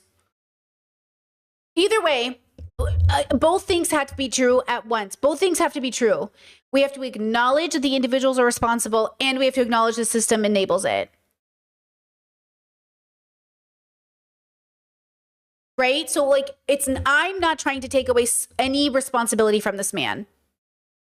I'm trying to say, like, why did it happen? Why did a little boy grow up and become this man? Okay, I just want to make that clear, because sometimes I do find this criticism in my work because I feel like I'm jumping to both. I always jump to both because it's important to recognize how we all got here. Again, if we do not solve this problem, there's no reason to work for the future. There's just no reason to make a better future for me. I don't understand the logical consistency, right? For Brittany, if I cannot make the effort to understand why things happen, then I'm not going to try to make the world a better place, because I cannot even fathom how we are going to make the world a better place if we don't understand how we got here. That's how my brain works personally. I don't know how your guys' brain processes the information. Off probably a good 5 times a week. The door was open. You hear my husband screaming. Nobody comes to his aid. Nobody checks. I'm sickened to think how many times that happened before I caught it on the camera. They're going on to say that she reported it to the nursing home's administrator. The very first thing they told her was, you can't do that, as in you can't set up a camera in the room because of the privacy of Albert's roommate, to which then Angela replies, he hasn't had a roommate since December, so there was nothing to worry about, and they were just upset because I had caught them. Since then, And also, I need to point out the political part of this that's going to come through. He's a Marine veteran, which means there's a controversy there. And the caretaker was black, and this is a white man. So don't allow white supremacy to take this story and say, oh, look at black caretakers, because a lot of people are black and caretakers. It's necessary that we have this conversation in the nuanced way it is, because I can see white nationalists taking this story and running with it. We need to fight for the vulnerable. We need to fight for people in care. We need to fight for better caretakers. And we need to understand why these things happen. Caretakers are also under an immense amount of stress. And when people are stressed, they will neglect their jobs and they will take it out on people. Your parents do it all the time. Your parents beat you as kids, didn't they? When did they beat you? When they were stressed, right? How many times did my parents beat me because they didn't know what else to do?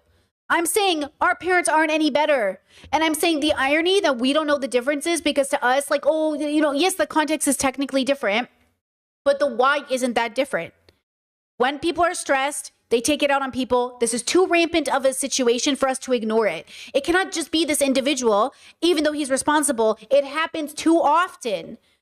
It's too often. It's just like the man argument. It's happening too often with men. It's got to be something. Something is going on, right? So that's my concern. The reception that I get from anybody there is basically, like, we said sorry. While I was in the initial meeting with News 12, they shipped him to the Bronx and dumped him there at the Bronx VA campus. This is also why, as a nanny, I never cared when my families had cameras.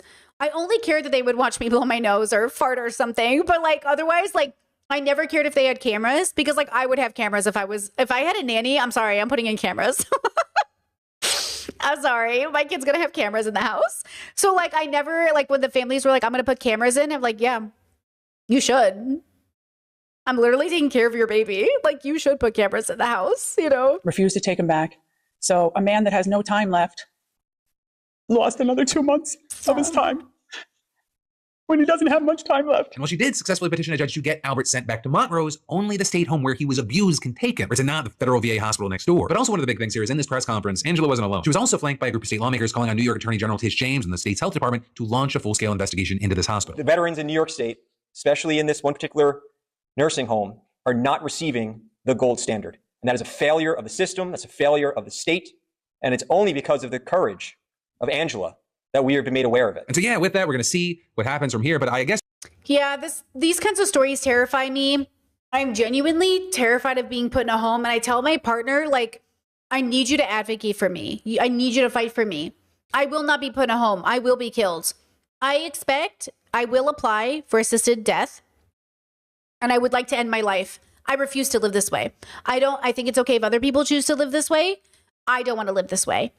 And I don't think I should have to be subjected to living in a home and living with this quality of life. And I think it's bullshit that, you know, and I'm glad that America is starting to bring maids into policy. I think that's important, but I don't want to live this way. I think it's okay if other people want to. I want to make that abundantly clear. I think it's very, very valid, because I don't want the government to turn around and say, oh, well, if Brittany doesn't want to live this way, nobody should live this way. No. If you want to live in a home, if you want to be wheelchair bound and living in Alzheimer's, you do you. I support you, queen. I don't want to live with Alzheimer's. Okay? If my partner is allowed to keep me alive for one reason, that medical science has gotten so advanced that they'll be able to help me. But otherwise, take me out, boo. You know what I mean? Take me out. Because look, I'm going to die anyways. You know what I'm saying?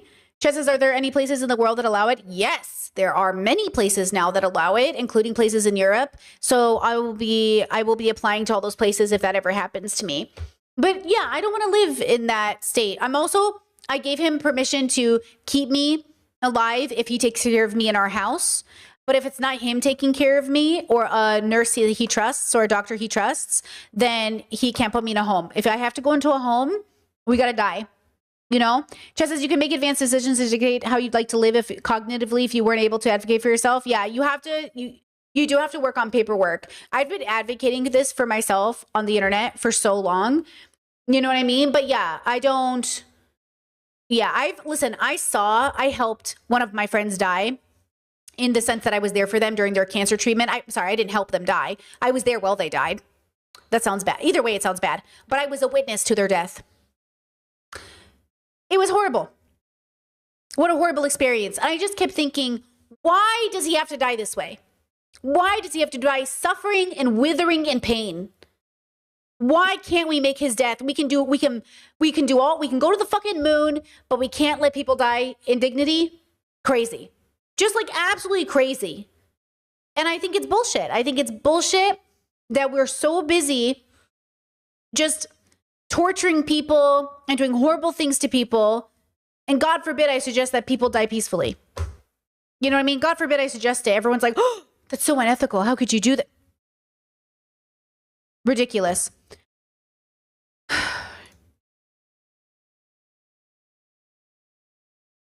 Really annoying, actually.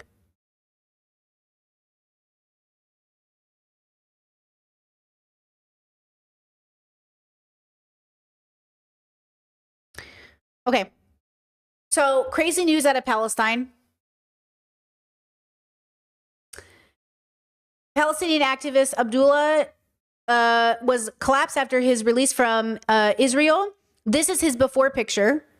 This is circulating around the internet. This is his before picture. 3 years ago, he was captured by Israel. This is him now.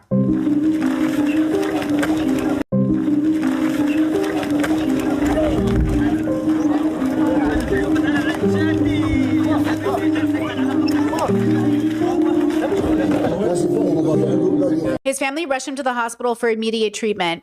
One thing that I see in the pattern of Israeli prisoners being released is they're always starving.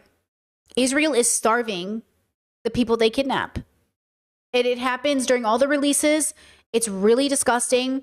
I really think, like, when we talk about food being a right, this is what I mean. This is why Israel is in a lot of trouble. Like, guys, this isn't a joke. This isn't like funny. We're literally witnessing an actual genocide happening in front of us. And it's devastating to watch. And they're in a lot of trouble. The UN is very, like, it's coming down on them. They're calling it a genocide.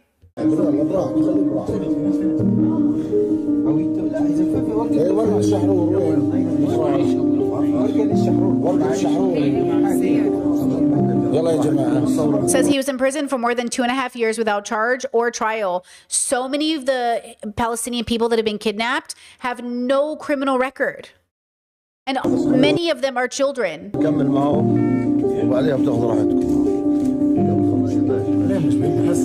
He says prisoners were given just enough food to stay alive. Just.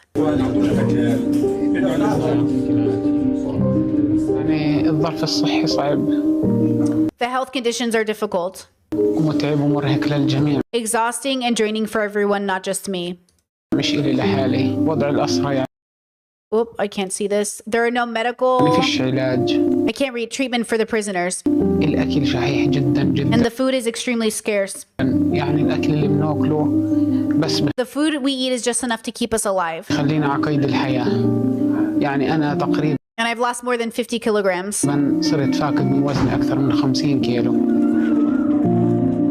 Activists are accusing Israeli authorities of torturing and starving, which is obviously consistent with things they've done before. And I'll show you another story in a second.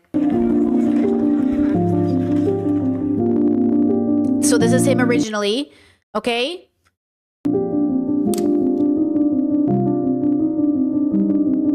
يعني في وضع زي هيك فيش الواحد. In a situation like this, we no longer feel يعني حرارة ولا warm or have energy. يعني هينا في شهر 6 يعني أقول. It says we're in June now, but we were still covering ourselves with blankets. I think they, you know, what a way to torture people, to keep them unable to move or fight back, to keep them weak. And to, how could you live with yourself doing this to people? So I say, guys, the U.S. military did this with Guantanamo Bay. We took people without reason, people who had been there for 20 years with no record, and tortured them and celebrated it and called it for the safety of the U.S. Everyone is complicit. Israel, there's nothing unique about Israel. Bashar al-Assad, his people would rape victims, prisoners they kidnapped, with hot iron bars in their anus. We have been torturing people for forever. And for what? What are we doing this for? So the evil of Israel is not unique to Israel. It is specific. And it is an entitlement. It is a desire to control, is a desire to take over. It is a desire to feeling. This is Netanyahu who said he'd rather be Genghis Khan than Jesus Christ. He said because we were freezing. We have no strength left. All the prisoners are suffering. More than 9,300 Palestinian men, women, and children are currently held in Israeli jails. 9,300 people. People's family, people's friends, people's loved ones.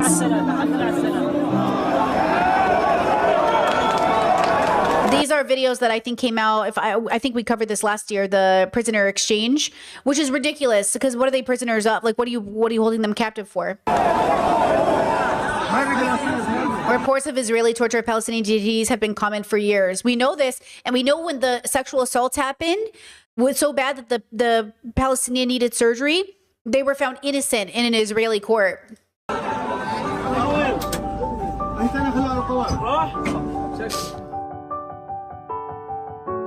Horrible, horrible.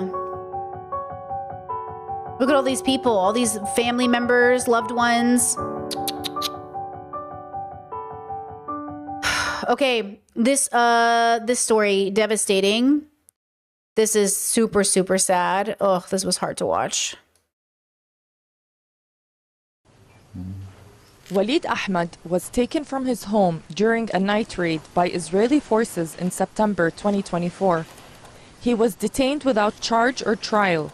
Just 6 months later, his family was informed he was dead. An autopsy later showed the 17-year-old starved to death while in custody. On December 4th, an Israeli court ruled to close the internal investigation into his death without filing any indictments. The decision to close the case is exactly what we expected from this fascist state. They are both the perpetrator and the judge. They refuse to take responsibility. Walid had no illness when he was arrested. Walid's Hold on. Chat said, which other country in society behaves like this? Why are you playing into white supremacist talking points? It is white supremacist talking points that Israel is uniquely evil. You know this. Do you not know there have been genocides of like millions of people from all countries? This is like the Bobby. You remember the clip from what's that comedian Bobby? And he was like, my country never committed a genocide. They committed one of the worst genocides. Like, I don't know why people think this is unique to Israel. It is not. That is the myth. I swear it's men. Men are convincing other men like, oh, bro, we would never do that, bro. Bro, we're cool, bro. They fucking suck, bro. It's all of you. paternal grandmother was Brazilian, passing citizenship to her family. Despite the case being closed in Israel, his relatives in the occupied West Bank say they will seek accountability through the Brazilian government and the International Criminal Court. Walid's body is still being withheld by the Israeli military. That's really fucked up. My son is gone, but we want justice.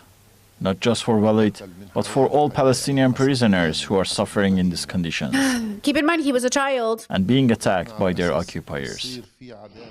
Rights groups say at least 100 Palestinian political prisoners have been killed in Israeli custody since the genocide in Gaza began. many as a result of torture, severe beatings, starvation, and denial of medical care. International human rights organizations accuse Israel of committing war crimes and crimes against humanity against detainees. On Tuesday, Palestinian prisoner advocacy groups. Hold on. You said in present tense, which country? I'm asking in good faith. The entire society is facilitating a genocide and they're happily love it. Us! The United States!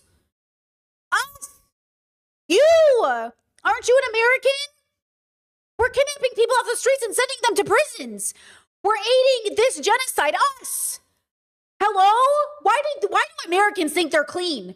Why does the USA think they're not without sin? What are you talking about? Us! Right now! We're doing this. It's us. What do you mean? What do you mean? This is what I'm saying, bro. It's literally us. Ugh, blows my mind, the propaganda we believe, bro. It's literally us. We're doing it right now. We're doing it right now. What are you talking about? I just watched videos of people massacring people with machetes. Fucking, what's happening in Congo? What's happening in Sudan right now? What are we talking about? I mean, listen, it's all connected. It's all connected to colonization and colonialism and fucking Britain and everything goes back to white people. But also, hello? This is what I'm saying. Like, come on now. The world is complicit in suffering. We're all causing so much suffering. And it's happening present day all over the world. We are complicit. We are complicit in the way that the world is, all of us. Held a press conference in the occupied West Bank to assess conditions for detainees in 2025. The occupation's crimes pose a serious threat to Palestinian prisoners' lives. The marks on the bodies of those who died in detention show execution and organ theft. The genocide is not limited to Gaza, it extends to the prisoners too. Since the war on Gaza began, Israeli forces have carried out more than 21,000 arrests across the occupied West Bank and East Jerusalem. At least 9,300... Wait, hold on. Israel doesn't love genocide. Israel feels entitled to the land because they want to have it. This is about... Do you know what I'm saying? Like... You're trying to make a point that it's unique to Israelis. You're making a bioessentialist argument. You're making like a biological argument, right? Are you being weird? That's an anti-Semitism argument. Like, don't make me ban you for this argument. It's a bad argument. You need to really sit and think about what you're saying. You think this evil is unique to people who are Israeli? It just doesn't make any sense. It just doesn't even process. Like, how does that information process to you? If we understand the history of the world, like, it doesn't even make any sense. A politician just won in the US who's pro-Zionist, who's a Zionist, who's therefore pro-genocide. It's not unique to Israelis. Like, you would really think about what you're saying out loud because all you're doing is giving white supremacists a dog whistle like agreeance. And I would hate to think that you would agree with white supremacists. There's nothing unique about Israel. Its evil is connected to all evil frameworks and frameworks of oppression, and is connected to patriarchy. It's connected to this idea that we have to survive because if we don't bomb them, they'll bomb us, which is exactly what took the US into Iraq to begin with. If we don't destroy Iraq, they're going to come destroy us because bin Laden promised to destroy us. You know what I mean? I'm saying we use the excuse all the time. That's what Netanyahu is convincing Israelis of. When I hear from Israelis, that's what they say. Brittany, if we don't bomb Palestinians, if they had the power, they would have killed us too. It doesn't matter. They don't have the power and you're doing it. We have no evidence of this. It doesn't matter. You can't kill people preemptively because you think they're going to kill you and you're the one who's been doing it for 75 years. This is what I'm saying. Think about what you're saying.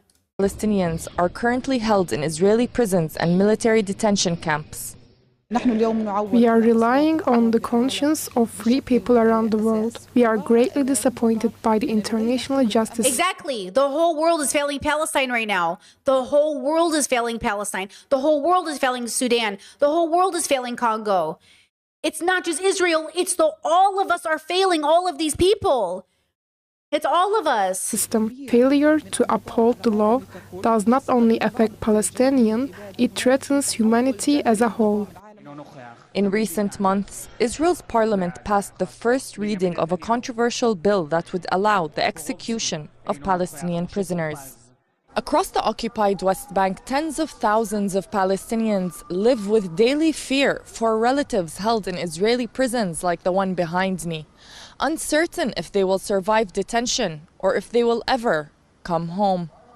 Zainat Tahan, TRT World. Okay, one more video, because I think it's important that you recognize this. And yes, we're going to watch Andrew fucking Callahan's video on Palestine because it's about Palestine and not because we like Andrew Callahan. But yes, we're going to watch his video because he goes to Palestine. And I think it's important for the Palestinians. Okay. ABC Australia, this comes out a day ago. UN inquiry finds Israel deliberately targeting and killed children in Gaza. Again, the US bombed a school of Iranian schoolgirls, so we are not exempt. Okay? This video contains content that may be confronting.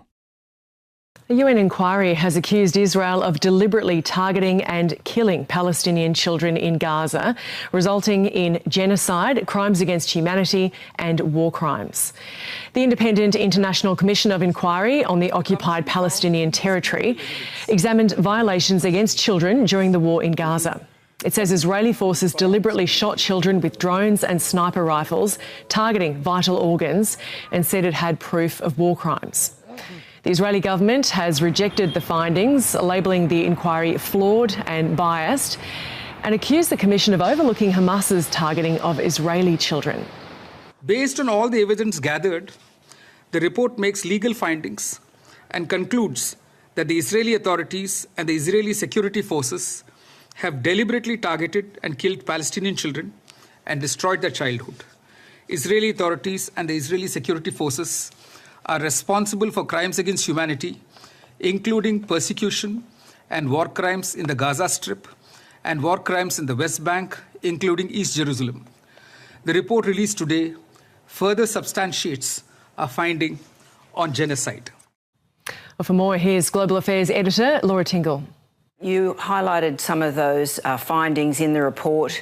It says that there 20,000 children have been killed by Israel since October 7, 2023. I think most of the occupants in Palestine are now kids, right? And there have been 44,000 more injured. Now, I think that the thing that's so shocking and sort of terrible about this report is there are individual cases that it documents about a 14-year-old boy who was shot and who the report says was then surrounded by Israeli soldiers who stood smoking and chatting amongst themselves while he bled to death. Others of children being shot while they were waving white flags. Of course, there was the story of the... Hold on. Now you might be saying that's so unique to Israel. Like, oh my gosh, like how could this ever happen?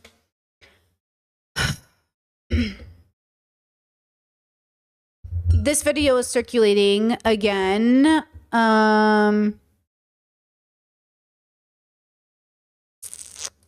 It's a U.S. soldier in Iraq, and this video just angered the fuck out of me. It's a U.S. soldier in Iraq during the occupation, and an Iraqi boy and his father are basically serving them tea because they're occupying the area. And they don't speak English, the father and the son. Hell yeah. Shukran. This is all I use you for, you know? This is, if you didn't have this, I'd probably kill you. We are very thankful. It's just, yeah, sure. You Haditha. أنا Haditha. Uh-huh. How many years? No. Shit. Oh. Fuck. Let me try this shit again. Khalid, Mr. Listen. Khalid. Maris Khalid. Don't interrupt me, bitch. Khalid. Yes. I can't communicate. I don't give a fuck. Punk ass cocksucker bitch. Thanks for the cocoa. Shukran. Man, thank you. Like they're thinking like, oh, you can't understand me anyway, so I can say whatever I want to you. Right? I don't want to show you this photo, but hold on. There is like this idea that, oh, this uniqueness is to Israel. It's Israel's uniqueness. But this video, like this photo shook me. And honestly, I don't want to have to show you this, but I kind of think like, especially when, I'm sorry, but men do this thing where they're like, oh, the evil is so uniquely in this one place. It's in all of you. Men are out here doing the most disgusting shit to people, often women and femmes and children, in the name of whatever power you think you're allowed to go, you know what I mean? Go, whatever power you're entitled to force on other people, right? So, I'm going to show you a photo. Okay? It's circulating all over TikTok. It's always over. It's in Sudan. It's a picture of a woman being hung by her arms. It says the video shows a Sudanese woman hung by her arms from a tree branch in Darfur has been circulating online since September 10th. The woman is believed to have died from the torture. Independent investigators and NGOs are blaming the Rapid Supportive Forces paramilitary group fighting in Sudanese army in the country's civil war. Okay? It's like a devastating photo. Ready? 1, 2, and 3. Who did this to her? Who justified this? Who hung this woman up by her arms? Who did this? And who watched? Who recorded? Who shared? Who hurt this woman on purpose and then bragged about it so we could all see it? Who? Look at this photo. Imagine this is somebody you know. Imagine this is your neighbor. Imagine this is something you have to witness. It's disgusting. And who was it done by? And why was it done? It's worse if you see any of the videos. Again, I'm telling you right now, the evil that we are witnessing is not unique to Israel. It is specific to the human condition. It is an entitlement. It's a seeking of power. It's a desire to be at the top of the hierarchy. Be less bad because you're all fucking bad. And whether you like it or not, there is a neutrality to that badness. We're animals on a planet, so it's kind of neutral that you're bad. But you are bad. Like a tsunami that crashes into a village and kills its villagers, it's bad. Like a human being that feels entitled to another person's body, it is bad. Okay? Like a fire that burns your home down and kills your children, it is bad. So you can call it nature experiencing itself, it's still bad. It is bad what is happening. And it is avoidable. We can change the way we interact with each other. We can change the way the world works if we first recognize we have so much more to give and we got to do so much less by being less bad every day. It should make you so angry for the world you want to feed everybody right now without question. It should make you so angry for the world that you want to clothe people without asking them why they don't have clothes. It should make you so angry for the world that you stop commenting on people's bodies because you feel entitled to the way they look. Be so angry for the world that it helps you be nicer and kinder to people. May your anger turn you into a better person and not less so. Okay, Andrew fucking Callahan went to Palestine, and in the name of the Palestinian people, we will watch and support this video because it sounds like he's giving them a voice that they so obviously deserve. I say that as Andrew Callahan also has accusations from women over toxic, abusive behavior, and I hate to give this man a platform, but here we are. Normal uniform, but in the night This is an illegal settler within the Palestinian territories. Now maybe we'll see him with the normal uniform, but in the night he wear the soldier uniform and he come back and start searching houses and interrogating people. He is one among hundreds of thousands. I also think, guys, this is why we talk about the way you raise your kids. Remember that all these people were children. We should start talking about how cruel and abusive it is to raise your kids to be bigoted. We need to start having strict conversations with parents about how you are raising monsters. You are raising evil men. You are raising evil daughters. You are raising evil kids to become evil adults. And this is why I say, like, we are all philosophically evil, but look at the way we train our children to be bigoted. We literally train it into them. The conversations we have at home, the way we talk about people. That's why children or this is, you know, Basim talked about this on that live show of Omegle he did, and the kids go, "Oh, you're from Palestine," and they ugh, and they gave him the middle finger. And he said, "Look at these kids; they're so innocent, but their parents." From day one, we train our children to be so philosophically evil. We're all responsible. Look at these young kids preaching on the internet. Lord Jesus Christ gave me the power to get the devil out of you. These kids, me growing up as a queer kid in a bigoted home, internalizing all of that self-hatred. You know, Thousands of people who migrated from either Israel or abroad to assist in the active colonization of Palestine's West Bank, which begins less than 20 miles east of the Gaza Strip. He lives in a makeshift compound or an outpost settlement above a Palestinian village with a group of mostly teenagers who spend their free time attacking, terrorizing, sometimes killing and burning the homes of Palestinians at all hours of the night and day for reasons of their own.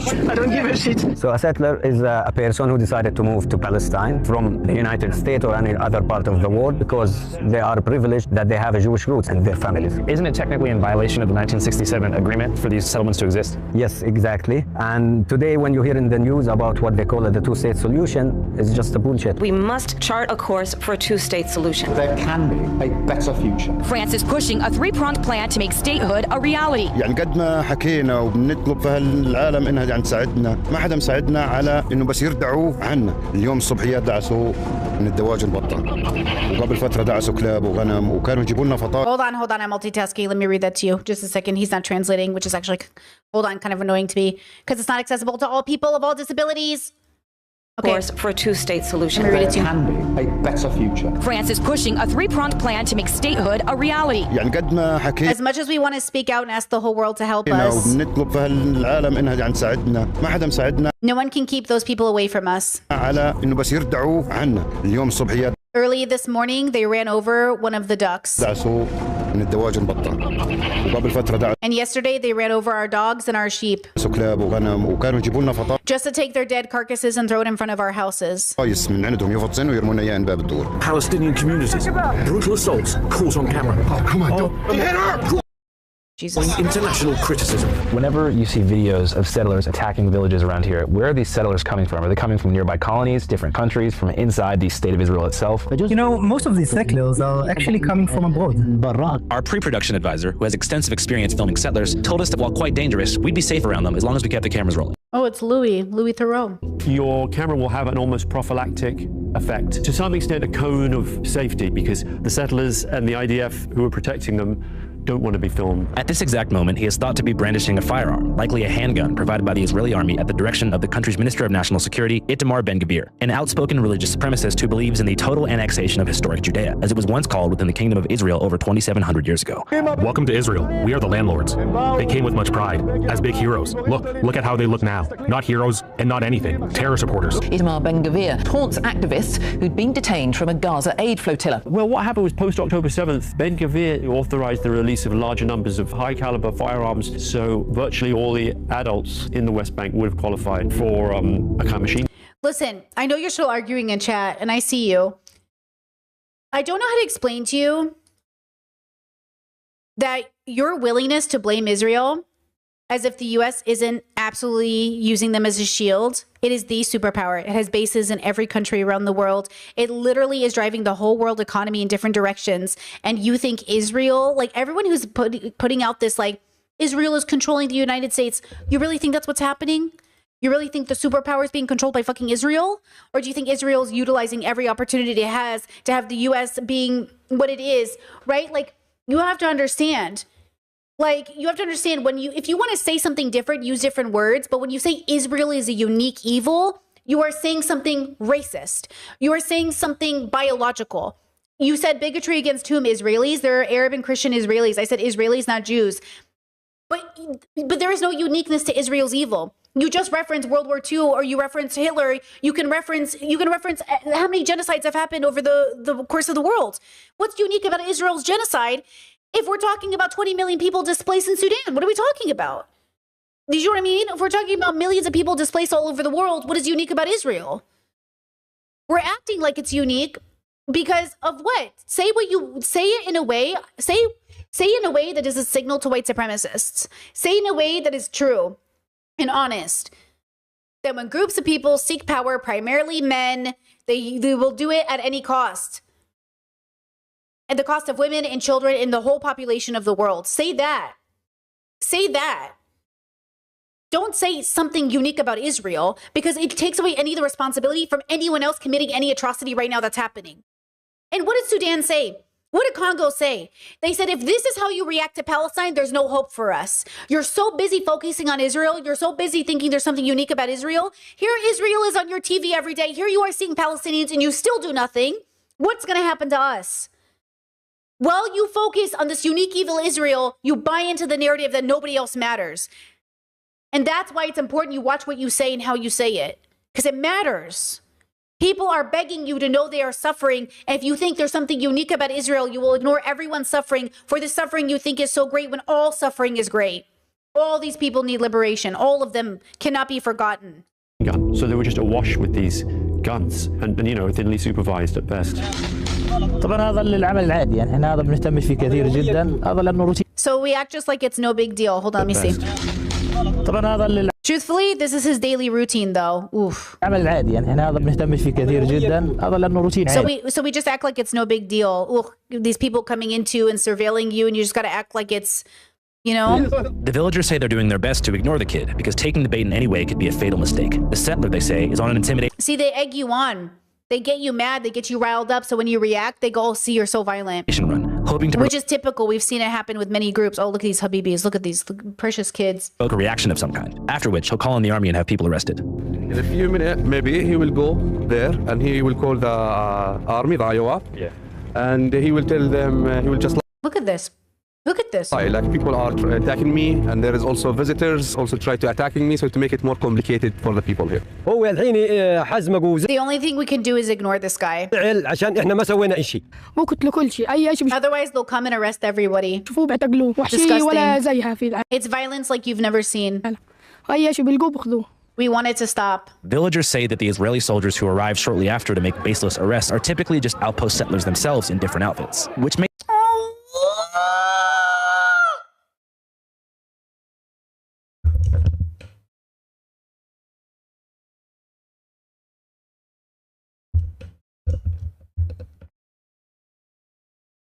who arrive shortly after to make baseless arrests are typically... He's so sad. Oh, he looks so much like my nephew. Oh, he looks so much like my nephew.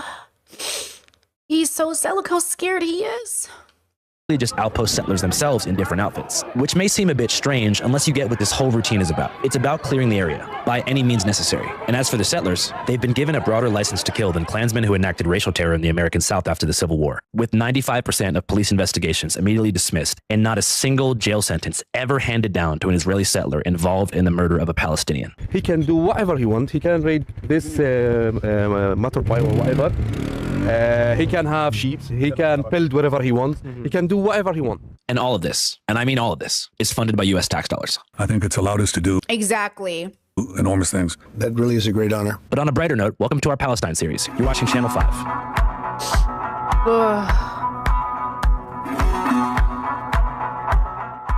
These episodes were arranged in collaboration with the Lajee Center in Bethlehem. This is Lajee Center. Lajee is Arabic word, it means refugee. We run different programs, projects here.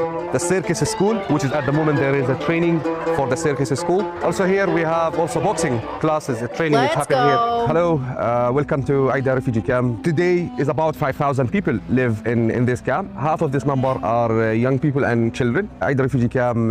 Wait, how much? In this camp, half of this number are... Wow, so 5,000 people and half are children. Young people and children. Aida refugee camp is the same story of all the Palestinian refugees camp. Was established in 1950 after the catastrophe in 1948.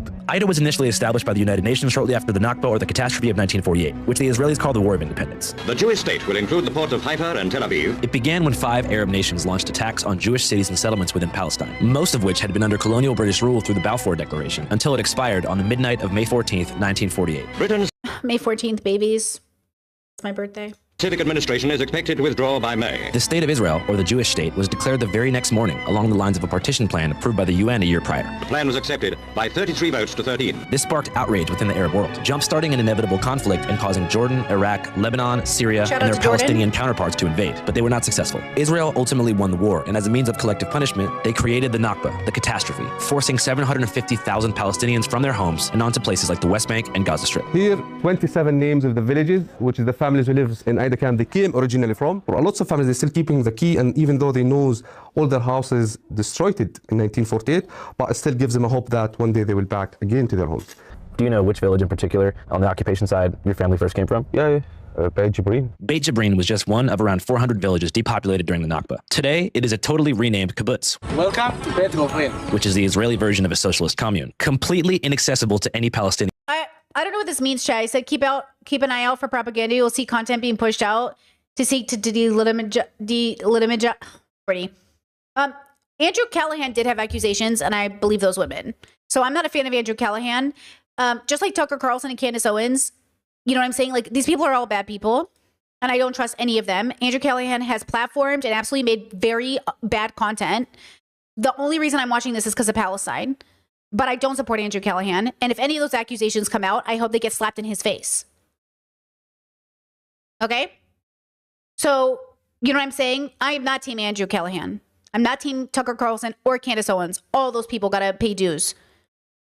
But we're here to support Palestinians. I always heard about it from my grandparents in my childhood. They used to tell us lots of stories about how was life, how many lands they own there. That's a graffiti tell the history of the Palestinians, how they were living before 1948, before the catastrophe, as a farmers. And then when the catastrophe happened, they moved them to the refugees camp and they built the apartheid wall surrounding the camp. The massive wall surrounding the camp was built in 2004 in the midst of a bloody conflict called the Second Intifada. The conflict took upwards of 5,000 lives. The Israelis say the Palestinians started it by targeting police and protests that turned violent, whereas the Palestinians generally place blame on the collapse of peace talks at the Camp David summit in 2000, as well as a provocative visit by Israeli politician Ariel Sharon to the Al-Aqsa Mosque in Jerusalem, the third holiest site in Islam, which happens to also be built on a plot of land called the Temple Mount, which is the #1 holiest site in the Jewish faith. Total nightmare. After they finished the wall, they built more than 7 military watchtowers. In this road here, we have lost 3 children from these watchtowers. Muhammad, he was in his home here in this building, 10th of November.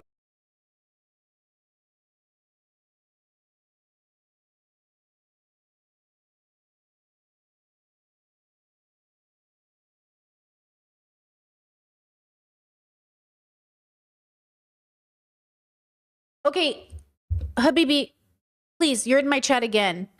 Everything you're saying is true about America. Every single thing you are saying about Israel being unique is literally true of the US. Sitting and watching neighborhoods burn? Check. You act like black people don't exist in the US, like their homes weren't targeted and burned down for entertainment. You act like Black Wall Street didn't exist and the Tulsa riots didn't exist, and you act like people didn't come over and hang people for fun. You act like shit's not happening every day. You act like cops don't sit here and for fun target people of color. You're acting like there isn't an ethnic cleansing happening in the US constantly. You know what I mean? Like, I don't know why you're in my chat fighting so hard. Didn't you just say you were going to be quiet for a while? Like, I feel like you're doing this thing where, like, I understand you're learning, but I just want to make it clear, like, you are fighting shadows in this chat. Like, we know more than you, or we're more left of you. So our perception of what is a genocide or what is a cleansing is already happening. You know what I mean? That's why we look at Israel and, like, we're like, okay, what's the bigger picture here? It's obviously men, power, hierarchy, dominance, destruction, entitlement. You know what I mean? I just want you to think about that. Like, think about that idea. And then look how we're funding it. This is why we talk about being complicit. This is why we're even covering Palestine to begin with. Why am I, as an American, covering Palestine? So I don't sit here complicit in what my government is doing. Why do we talk about people of color and marginalized people? Because it's happening all over the world. You know, anti-blackness is a global phenomenon. Talk about a global genocide. You know what I mean? So that's what we're talking about here. We're talking about there is an evil that is a human evil, and it is not unique to Israel. And if we do not pay attention to that, we will not heal the world, because all you'll say is we'll destroy Israel. We'll get rid of all the Israelis and then it will get fixed. It won't get fixed. We can't, that's not the point. That's not how we fix things. That's how men think we should fix things, because they've been trained by patriarchy. But we're not going to fix that. We're not going to fix the world that way. November 23, he was killed from the watchtower in front of us by a sniper. He shot him a live bullet in his chest. He did nothing. He was bleeding for 10 minutes. Then the father decided to take him inside the car and take him to the hospital. When he drove down, another group of soldiers stopped the car. They took the body outside of the car and they arrested the father. They didn't give any first aid even to his child. After that, they took him to the military base. The Israeli commander called his father and he told him, come pick your son. And he doesn't know what's his situation. When they give him his son, even they didn't come with the ambulance. They came with a normal truck. And he was in a plastic bag, and they throw him in the ground, and the soldier left. is not more than training for their soldiers. Places like Ida were never supposed to be It's not more than training for their soldiers. It's like they're playing games with their lives. permanent. According to UN Resolution 194, which was signed by Israel, Nakba refugees would eventually be given safe passage back to their villages, and those who chose not to return would be given compensation in the form of a reparations package. But that resolution, just in paper, nothing changed. After more than 77 years under this colonization, we're still looking forward to go back to our home villages. Of course. I tell Musa that we'd like to see some of the illegal settlements that people have been talking about. 22 new illegal Yeah, and thank you to chat for bringing up indigenous people, tribal lands. They said if you ever been to tribal lands or reserves, you'll notice how similar so much similar behavior.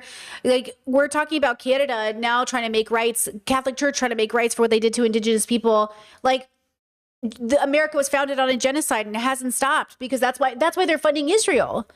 That's what I'm saying. The U.S. is complicit in a genocide because they really do think like better them than us. That's most people. Most people are like, hey, better them than us. And I'm sitting here like, how about nobody? What are you doing? What are you doing? Why are we doing this to each other?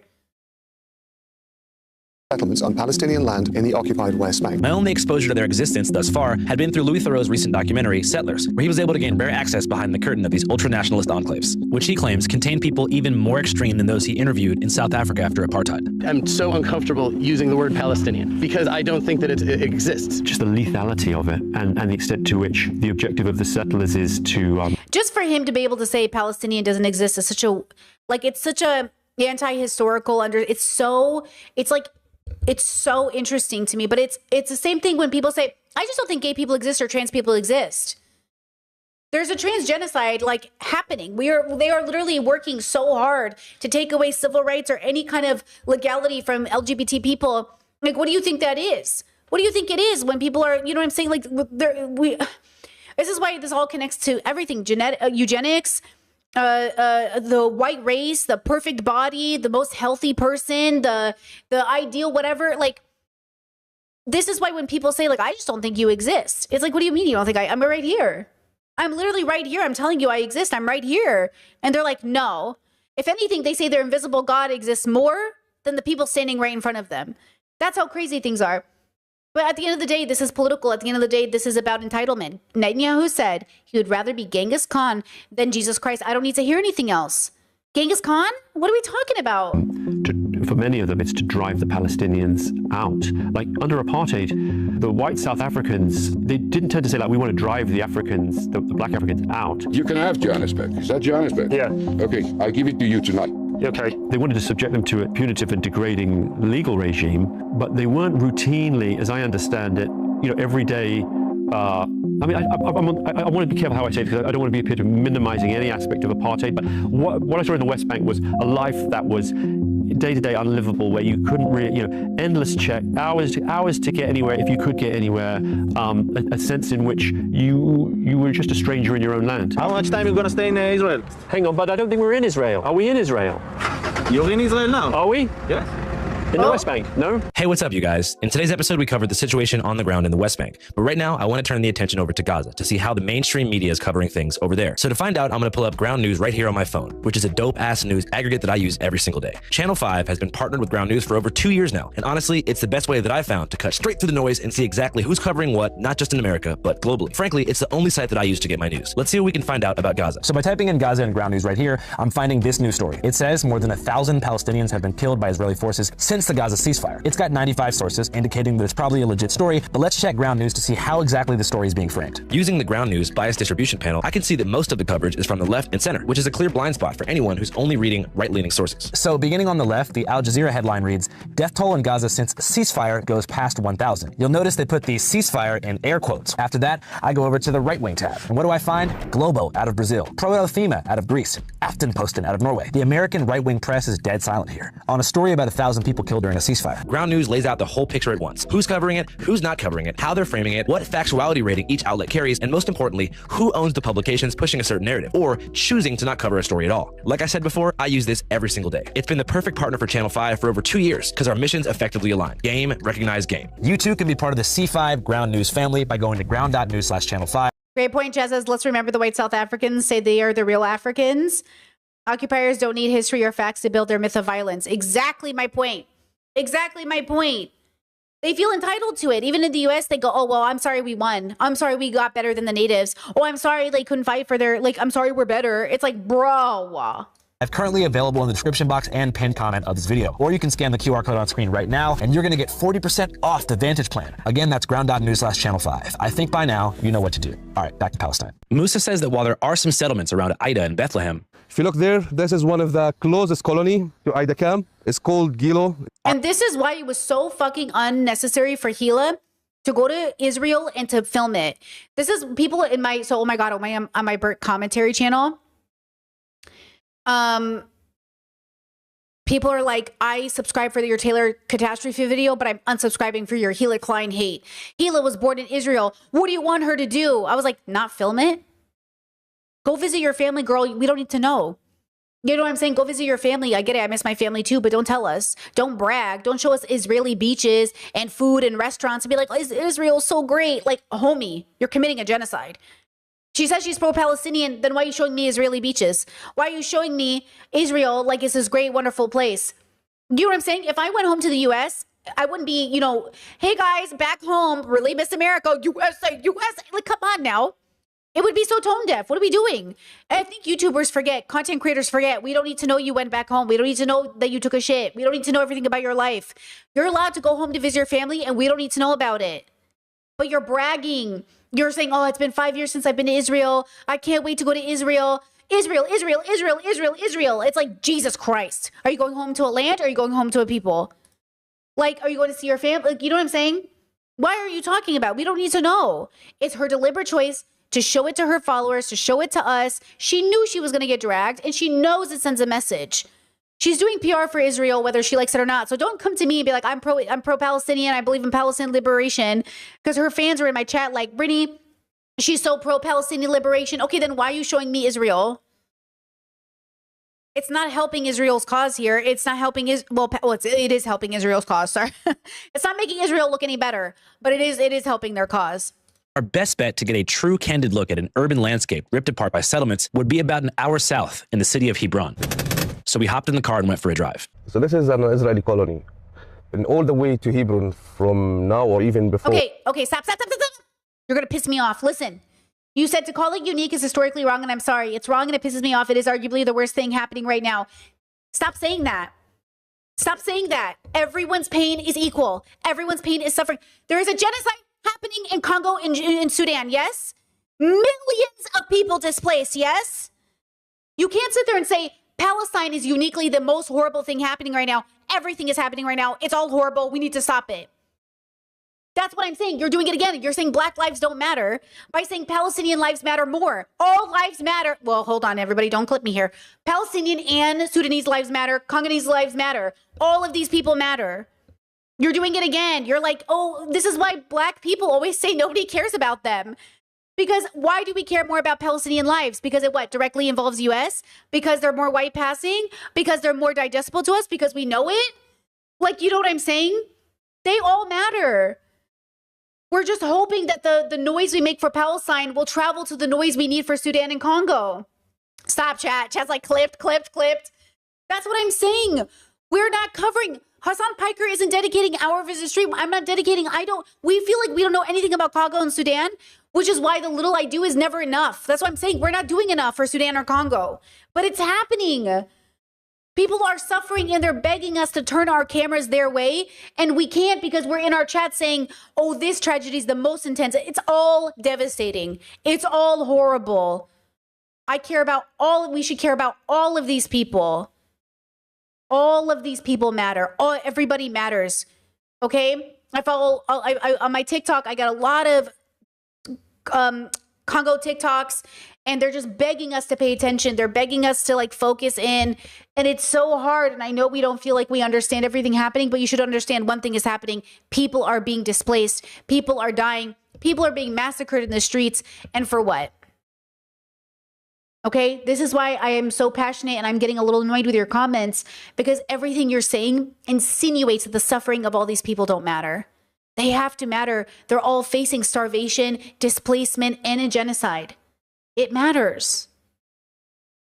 You're gonna see a lot of Zionist colonies when it's not legal according to the agreements. He says that it might take us up to 5 hours to get there because of the sheer volume of highway checkpoints that have been built by the Israeli military. Today, there's over 800 checkpoints, and their primary purpose is safety, which means keeping Palestinians 800 is crazy. away from settlements and off of the pristine, separate highways they've built between settlements and into mainland Israel for cars with yellow Israeli license plates. But our car had a green Palestinian license plate, which destined us to hours in traffic and potential military detention without cause. And here's why. So back in the 90s, there was something called the Oslo Accords, an alleged peace negotiation between the Israeli state and the Palestinian Authority, which would supposedly end in an amicable two-state solution. During Oslo, and for a 5-year temporary period, the West Bank was divided into 3 administrative zones: Area A, B, and C. Area A, representing 18% of the land, but a far majority of the Palestinian population, was under full control of the PA, Palestinian Authority. Area B, representing 22% of the land and mostly encompassing rural communities and certain sections of Jerusalem, was under the shared control of the PA and the Israeli army. And then Area C,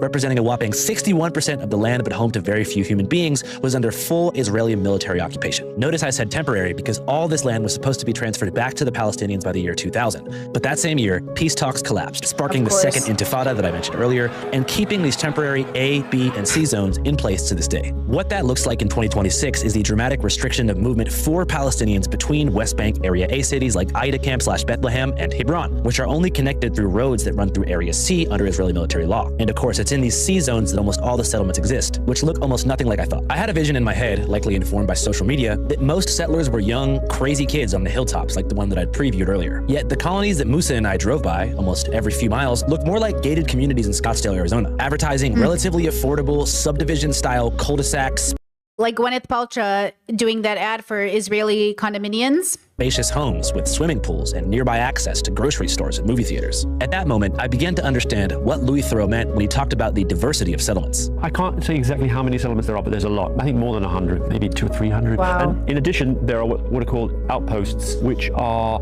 almost like the like the eggs of settlements, like they kind of in embryonic form, where there's a bunch of extremists, Israeli activists, often youth, settler youth, take a hill or take a little area, put camps up, and then oftentimes the IDF will de facto kind of defend them, but they're not recognized by the Israeli state. So we saw one recently legalized under Israeli law, but not under international law, outpost. That was Eviatar. And that was there. It was a kind of religious nationalist settlement of a fairly extreme sort, and the caravans. But there's other settlements where they are larger and more suburban looking. So at least some, or maybe most of the people there will be either economic migrants, interlopers, like they're people who've gone there mainly to get cheap housing. And then some of them are ideological settlers who've come from America or elsewhere. And then there's even more extreme and crazy ones that we didn't get into because most of them don't really want outsiders in there. You think they know that it's wrong with Sorry, the screen said 60,000 Americans.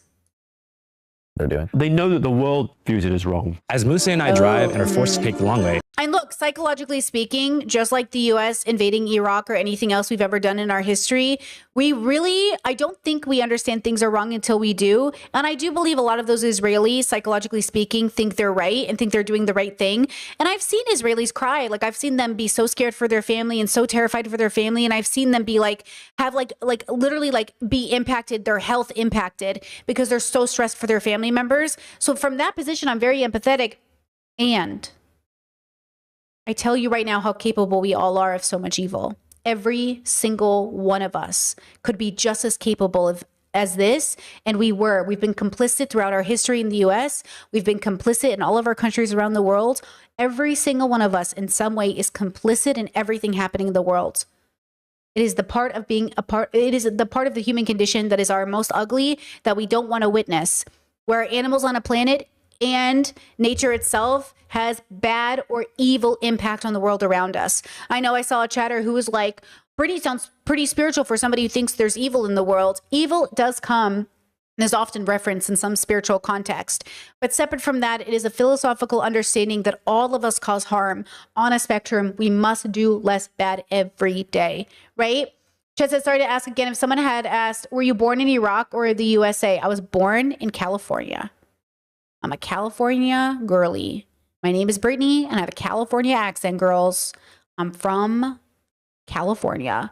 But my parents and all of my relatives were born in Iraq. And then my parents immigrated here, got married in the US, and had all of us kids. I'm struck by the beauty of the land. The rocky, rolling hills of Palestine are like a gently astroturfed hybrid of the sweeping cliffs that surround Lake Mead outside Vegas, and I begin to understand why so many people feel a deep, unshakable connection to the land. It's nice, man. As we make our way to a checkpoint, I notice a strange red sign in the distance. This road leads to Area A under the Palestinian Authority. The entrance for Israeli citizens is forbidden, dangerous to your lives, and is against the Israeli law.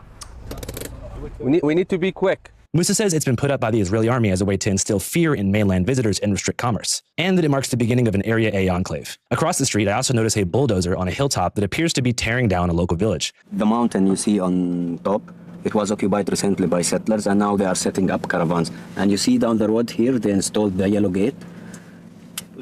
When they close it, Palestinians who own the agricultural lands, they don't have access to it. I step across the street to get a camcorder shot. The soldier is watching us. English. What are you doing? Oh, taking a video. Fuck. For the crime of taking a camcorder shot of an illegal settlement while in the company of Palestinians within Palestine, I was placed under Israeli detention by 2 teenagers from New Jersey. Shut up. Palestinians within Palestine, I was placed under Israeli detention by 2 teenagers from New Jersey. They couldn't explain the crime, but seemed more than happy to give out the time. If you'd like to see and hear about the next phase of our journey, where I explain the interrogation process, visit the Al Ibrahim Mosque on both sides, and witness the invasion of central Hebron by a group of settlers, head to our Patreon at www.patreon.com/channel5, where you can also see our complete sit-down interview with documentarian Louis Theroux. As many of you guys know, Channel 5 is a completely independent... Yeah, I'm not going to do that, but thank you for bringing attention to the Palestinian cause. I have nothing else good to say about Andrew Callahan, but I appreciate the awareness. Okay. Girls, I'm out of spoons now. I was going to do one more video, but it's like a 45-minute video, so we'll do it tomorrow. Don't lose hope. Be optimistic. Be realistic. Focus on your 6-foot radius. Remember that you're an individual and you exist as a community member. Okay? Give yourself time to rest. Use your privilege for good because you have so much of it. Be less bad every day to the best of your ability. And do your best to stay confident and humble in the face of evil because it really is a part of our nature. And it exists inside of every single one of us. Every single one of us is an animal on a planet trying to survive. And the only hope I have for humanity is the hope that I see in every single one of you, I see in me, is the fact that we can change and we can be better. We can be less bad.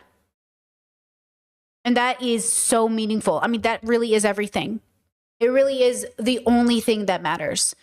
Is that we know we can change, and so the world can change. Okay? All right. I'll see you tomorrow. Take care of yourselves and hug your loved ones if you can, because it's really important that we do it for the short time we have on Earth. I'm going to go hug my cat and my partner right now. All right. See you tomorrow. Bye.